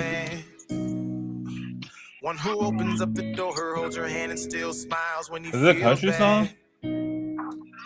In control of his emotions, wears his heart on his video, which is kind of my jam. Play his country song. One who gives her all his time, puts his dreams to the side and gets a real bag. Yeah, she says she wants a real man, but what she wants is not for real, man. Realest story ever told. Can't have a man who's making money always home. Hard like a truck, that's why he's always on the road, providing everything you need to live the life you say you want. Can't have a man who wears his heart on a sleeve that won't rip once a while at the seam. Especially if you never take the time to look into his eyes and hear him when he silently screams. Yeah, she says she wants a real man. Okay. Not my cup of tea,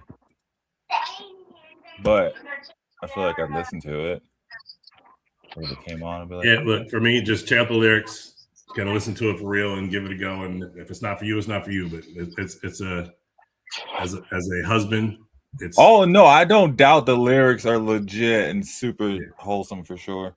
I just know what I'm rocking, and I'm like, I don't know my type of y'all know my style. It doesn't sound nobody like my style either. Like I'm like hit him up, hit him up, hit him high, hit him low. Totally different. Okay. But I get it. I like it. I mean, there's nothing against it. For sure. It's something I haven't heard from Dax before, honestly. Like I had never heard that song prior to this show, and you bringing it up, Derek. So I mean, it's something I'll probably definitely check out a little more just to get an idea. Because I mean, I'm familiar with Dax, but not that style of him. No, I'm used to all his other catalog. You're right. He's Eminem's new favorite rapper, so you'll hear that type of style from him primarily. But he's got his other stuff that he came up through. He's very we'll say he's multifaceted. We'll put it like that. Yeah, definitely. Yeah, I think it's just a Canadian vibe for me too, as well. I'm West Coast through. I'm West Coast through and through. So I mean, with that, with hip hop and all that, and New York through and through. So I mean, everything in between is great. And when it comes to Canadian rappers, Drake kind of is a thorn in my side for that. Yeah, I hear you there. And as a hockey fan, I'm required to hate Canada. So yeah, there you go. That's why I love being where I'm at. Honestly, Denver is the pinpoint for hockey. It seems like this last decade when it comes to DU, Pioneers, Colorado Avalanche. I mean, we've taken it to the league definitely many a times, and so I'm definitely on that same vibe with Canada and hockey. Yes, sir. They shall never win again. Yep.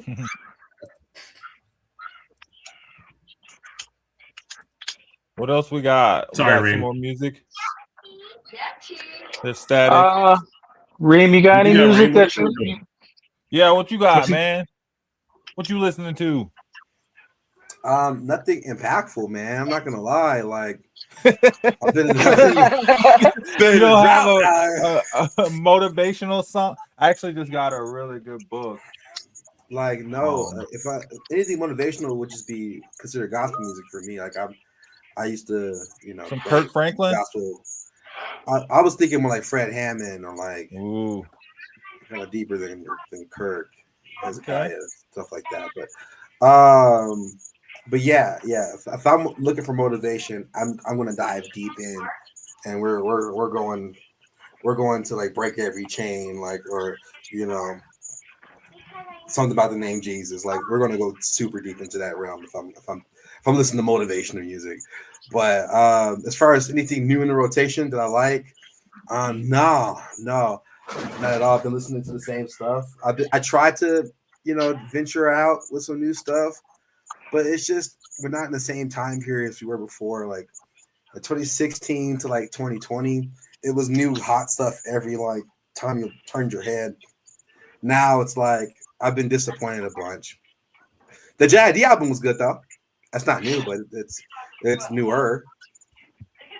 The one thing I've been listening to still pretty consistently that I think really you put me on to, like, I had heard about him a bunch, but when his new album came out, we started talking about him more and more, is Leon Thomas. I've been listening to that Folks album still. Of course. I mean, of course. That's a beautiful album. I'm re-listening to some of Anderson .Paak's stuff. Gotten back into him. He's in my rotation heavy right now, but I've been listening to some Floetry recently. I've been going deeper in my Duffy, some Mint Condition lately. Yes, sir. I remember, and Blackstreet. I've been in that bag recently. I've been listening to some Criss Cross. I had some Criss Cross on the other day, Criss Cross is crazy, man. I had some Fat Boys playing in the background, man. Come on now, some heavy. It's the miggity mac. Right. Hey, look, Criss Cross had a single on their last album that hit called Tonight. That song was the joint. I don't know if you ever heard it, remember it, but if you don't remember that one, go back and listen. It's worth it. Who was it? Criss Cross. Criss Cross. Oh man. Yes, sir. On their third album, it was called Tonight. That was a banger. Okay. Who else? I'm trying to think of who else I've been. The facts too. With Stevie, of course. Stevie Wonder. I mean, yes, of course. Not Stevie Nicks. I thought you meant Stevie Nicks. No. Or Stevie J. Or Stevie J. Or Stevie B. No. Bobby Valentino. No. Yeah. Tank. Gosh. Tank. I feel like as a guy in high school during that time period, I hated Tank. That's fair. I've listened to a lot of Giveon, Sam said Dax is awesome. I agree with Sam. Yeah, if you're not on Giveon, I should be on Giveon. He's good. Giveon's amazing. The voice is ridiculous. Giveon, Teddy Swims. Of course. That's kind of that's my genre. Let me see. Trying to think of somebody obscure that I can name. Wale. I'm just kidding. All right.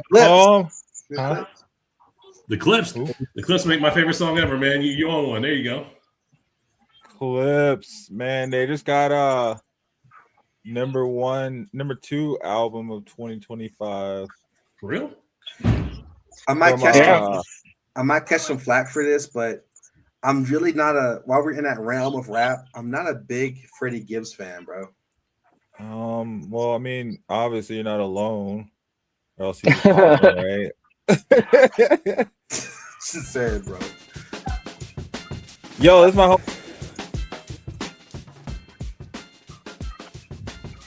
He's just dropping out. We're gonna play. He has a couple albums he's been putting out, beat albums that I thought were pretty good.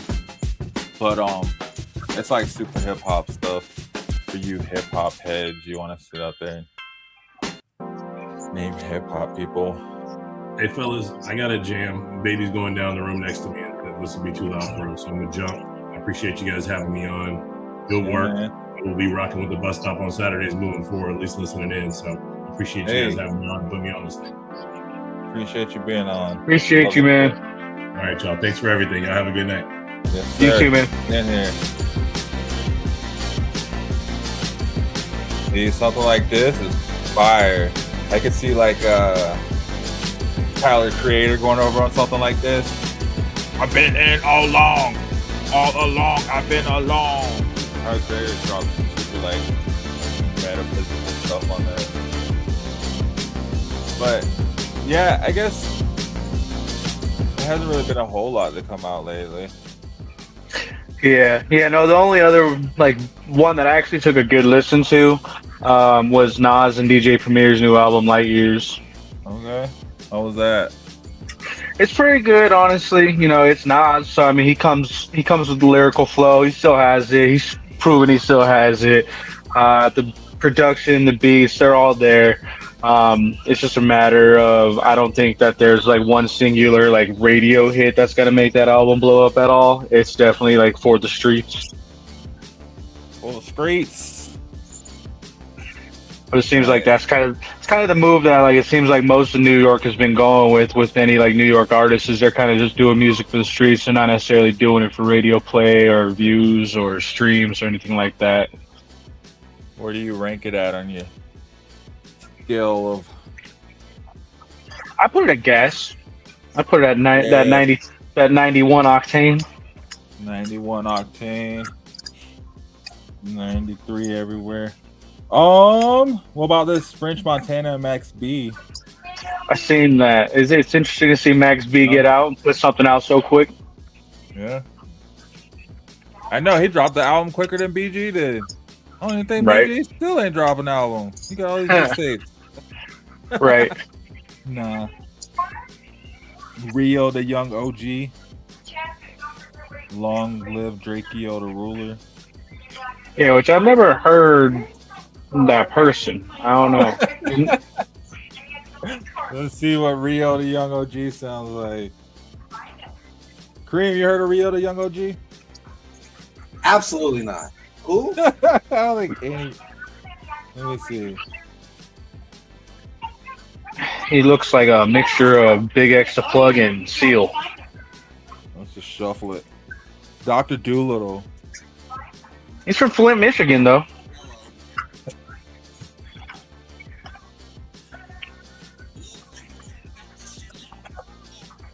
Oh.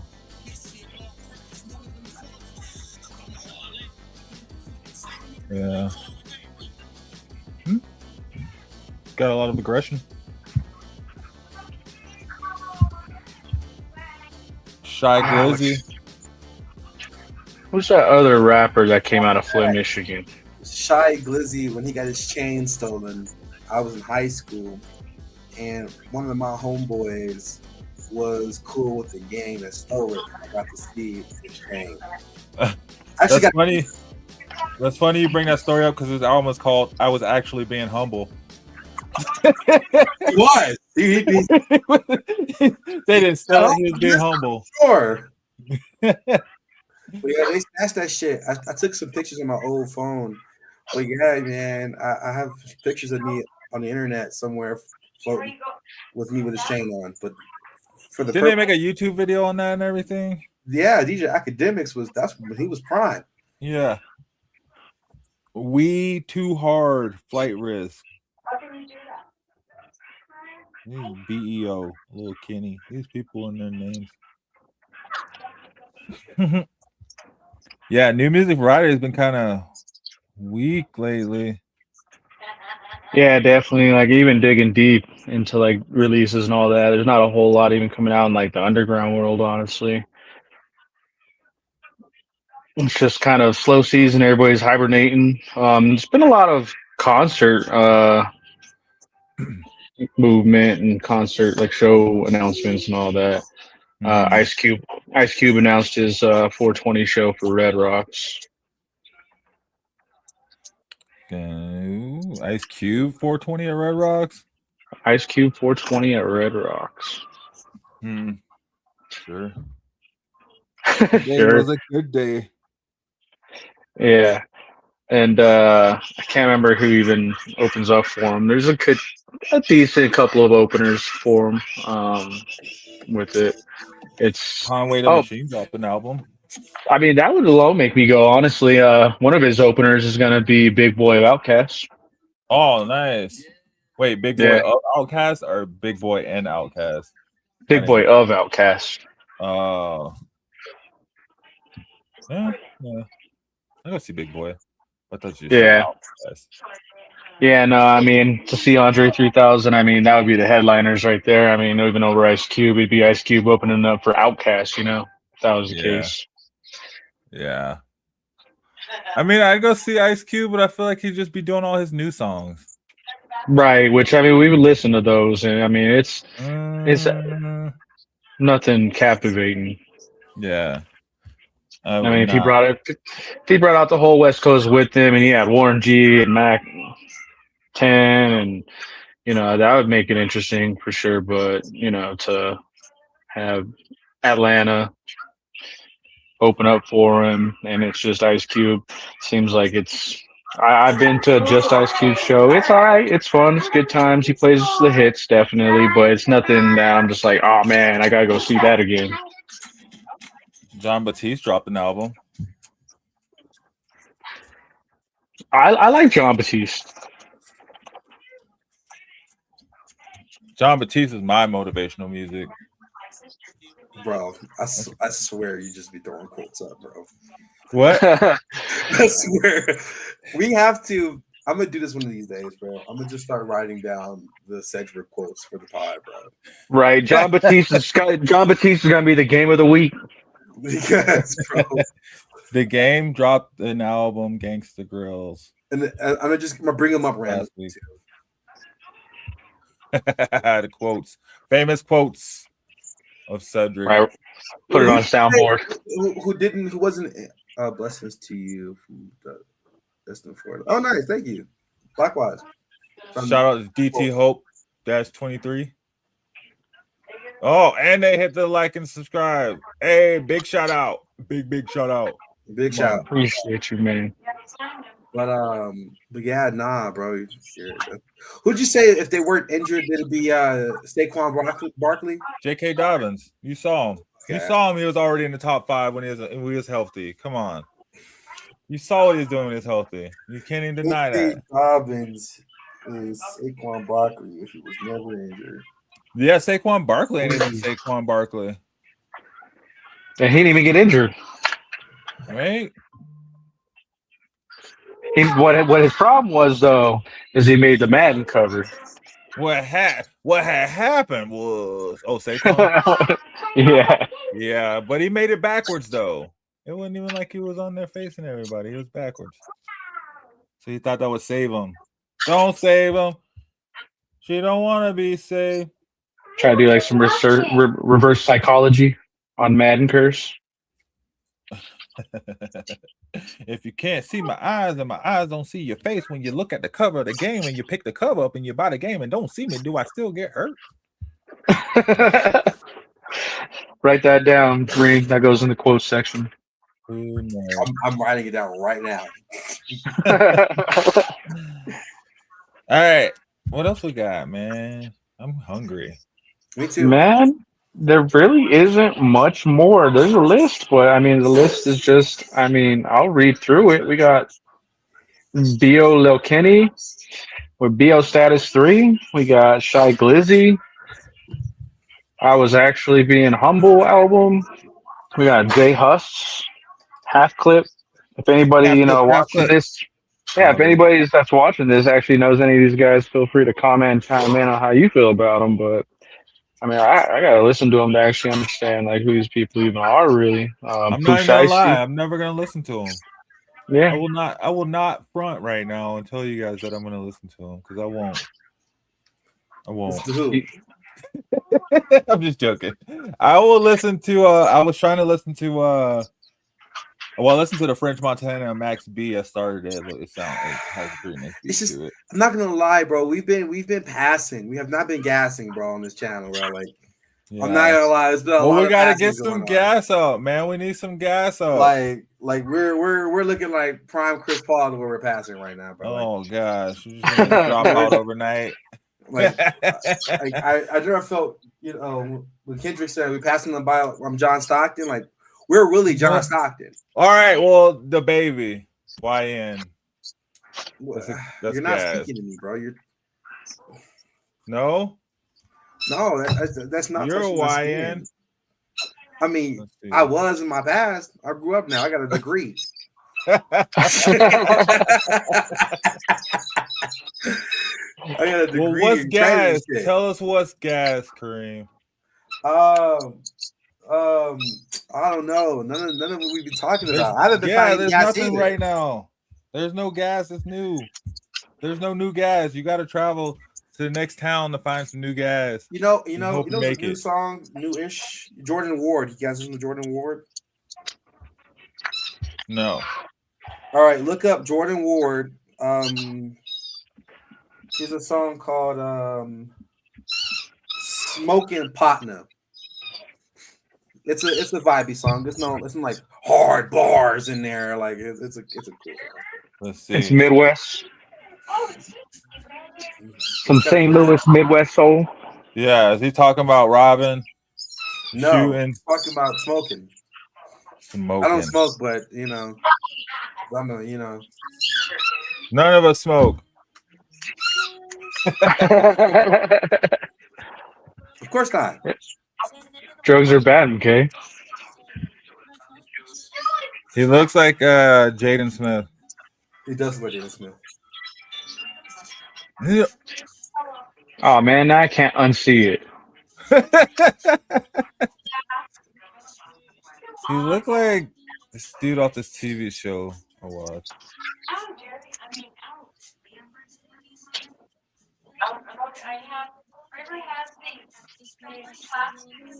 It sounds young. He is young. No, he sounds like he's like 14.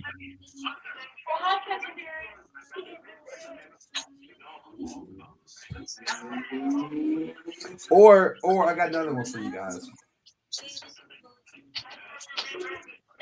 He has an album coming out. Oh, that's what Smoking Partner's off of. Here.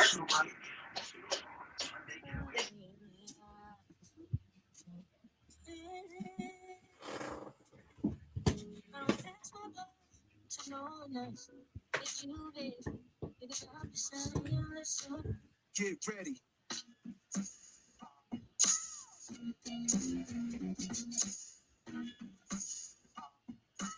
Oh yeah, Conway the Machine got an album out. You guys rock with Conway the Machine? Or I got another song for you, brother. What is it? It's called Gang Gang. Gang Gang. If you're Do you gang bang? Yes. I be outside with my gang gang. With Chef Put Boy? your hands up if you gang bang. Yes, Or that's- Jack Boys? Chef Amigos. Chef Boy. I mess with There's gang like bang for sure. 5 different tracks called Gang Gang. Gang Gang, Chef Boy, YS, and Hitter. Yeah. Now this is YN music for sure. Right. I agree. Nah, I want old man, Owen music. I need Owen music. Who is this? Chef Boy? Chef Boy. Let's see. I'm from the Deuce, the Foe, the Bix, the 8, He the just 9. dropped an album. Well, November he dropped an album. I'm not gonna lie. I did pull up in the parking lot with this on, and I forget who it was. One of the people from QA was looking at me like they seen a ghost. It was all 4 windows down. This was playing. No, and I pulled up in hard. One of the girls from QA looked at me like, This is human resources music. Yeah, bro. You're gonna get written up, man. That's why I listen to 104.3 The Fan. And then I was also listening to what's his name? Boss Man D-Lo. Boss Man D-Lo, he just dropped an album. Boss Man is on the list. Tenderism. Tenderism. Yeah, bro. Tenderism, bro. Tenderism. They say if the meat is tender, it's not cooked right. You get kicked out of a barbecue competition if your meat falls apart. But anyways, that's all I got. That's all I got too. I wanna Chef Boy's a good pull. So we got some gas to end it out with to keep the bus running. Yep. Yeah, Pulled out the reserves and was able to dump some gas in it, move it along. Yep. Shout out to Derek. Shout out to Derek.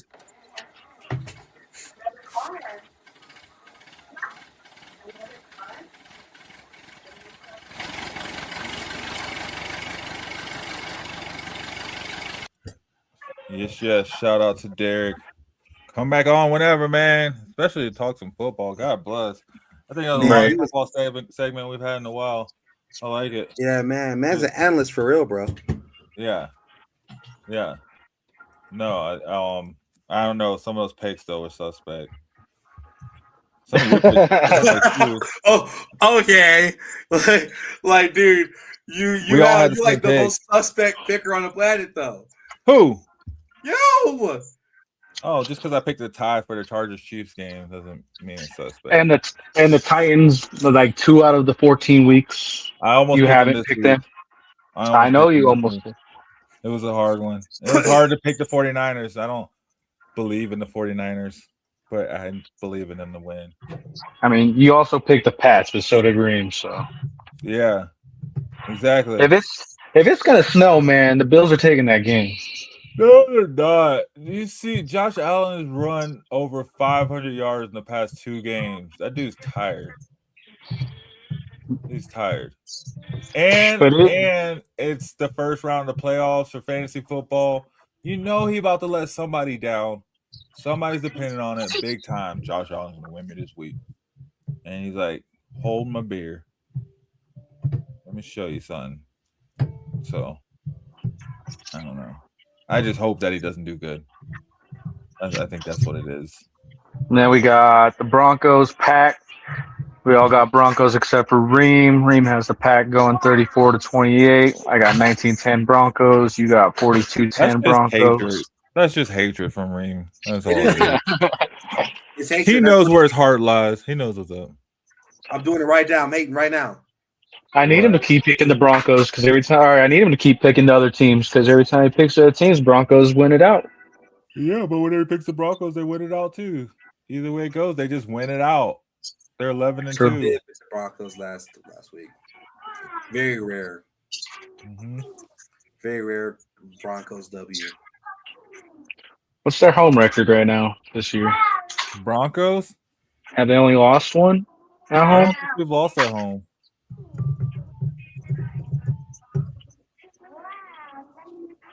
What's the record? 11-2. Yeah, but I think they lost to the Colts at the Colts. Yeah, and then they lost to the Chargers in LA. So yeah, we're undefeated at home. Going against the grain, assuming the Broncos are going to lose to the Pack at home. If we lose, it doesn't matter. I mean, it does matter, but Might as well lose this week if you're gonna lose. If you're gonna get another loss, then might as well be this week against the NFC. That's all I gotta say. Yeah, no, but I see them winning against the Jags at home. I see them actually beating the Chiefs in Arrowhead. I know. And what did we say? 13-3? Yeah. I think the beginning. No, mine was 12, and my original record pick was, I think, 12-4, or 12-4 was my original pick. Let me see. I think mine was the same. I think we had the same record. We just got to it different ways. Yeah, exactly. I did not see them taking out the Eagles. I didn't see them taking out the Bengals.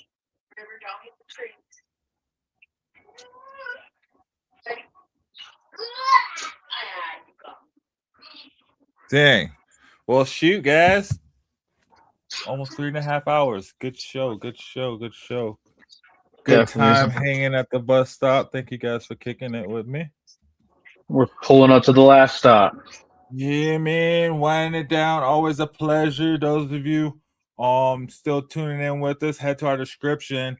I do have an Amazon wish list for my Veteran Service Center, so you can go check out that wish list and see some of the most needed items. Those go directly to the service center. Where can you find that again? It's in the description. Under I think it's like about halfway down. But it is labeled. This is Bill Daniels Veteran Service Center Amazon wish list. Yeah, so you can use that. And like I said, it goes directly to the veterans. It goes directly to the service center, and we give it out to veterans that need it. Other than that, if you haven't already, head over to our Shady Sports Network YouTube channel and subscribe. Also, head over to our live channel. We will have the Army-Navy game on there, I believe, today. I think is what I saw. So that'll be pretty cool. You can go and catch that if you're not watching John Cena's last match, of course. Yeah, so we got our picks in. Talked a little bit of NBA. We'll have, I think by the time we meet next week, we have a cup champion or no? I don't know. We may have a cup. We'll know where we are in the NBA Cup. So exciting! Who's gonna get that extra $1 million? Right? Rich get richer. Let them get it. And then we talked some new music. We had Derek on talking his league, A7FL, which was cool to hear about. No Contact League. So definitely want to hear more about that as we get Derek on more as they ramp up towards their season in March. Yeah, we talked a lot today, guys. Anything before we get out of here? I got nothing. I think I got everything out. Appreciate everybody for being with us. Appreciate both of y'all. Appreciate Derek. Reem, I'm Gucci. got anything for your Lakers? Any? OKC, KFC, WWE. Lakers in 5. Nuggets in 5, right? The sweep, the gentleman sweep. Yeah, screw OKC. I can agree with you on that for sure. Like, no one cares about those guys. All right, guys. Yes, it's been fun. It's been real. Please remember to hit that like button. Thanks for hanging with us this Saturday morning. Hope you guys enjoy the rest of your day. Those of you watching on the rewatch, hit that like button and subscribe. Thanks for joining us. Other than that, peace. Peace. I'm a game changer.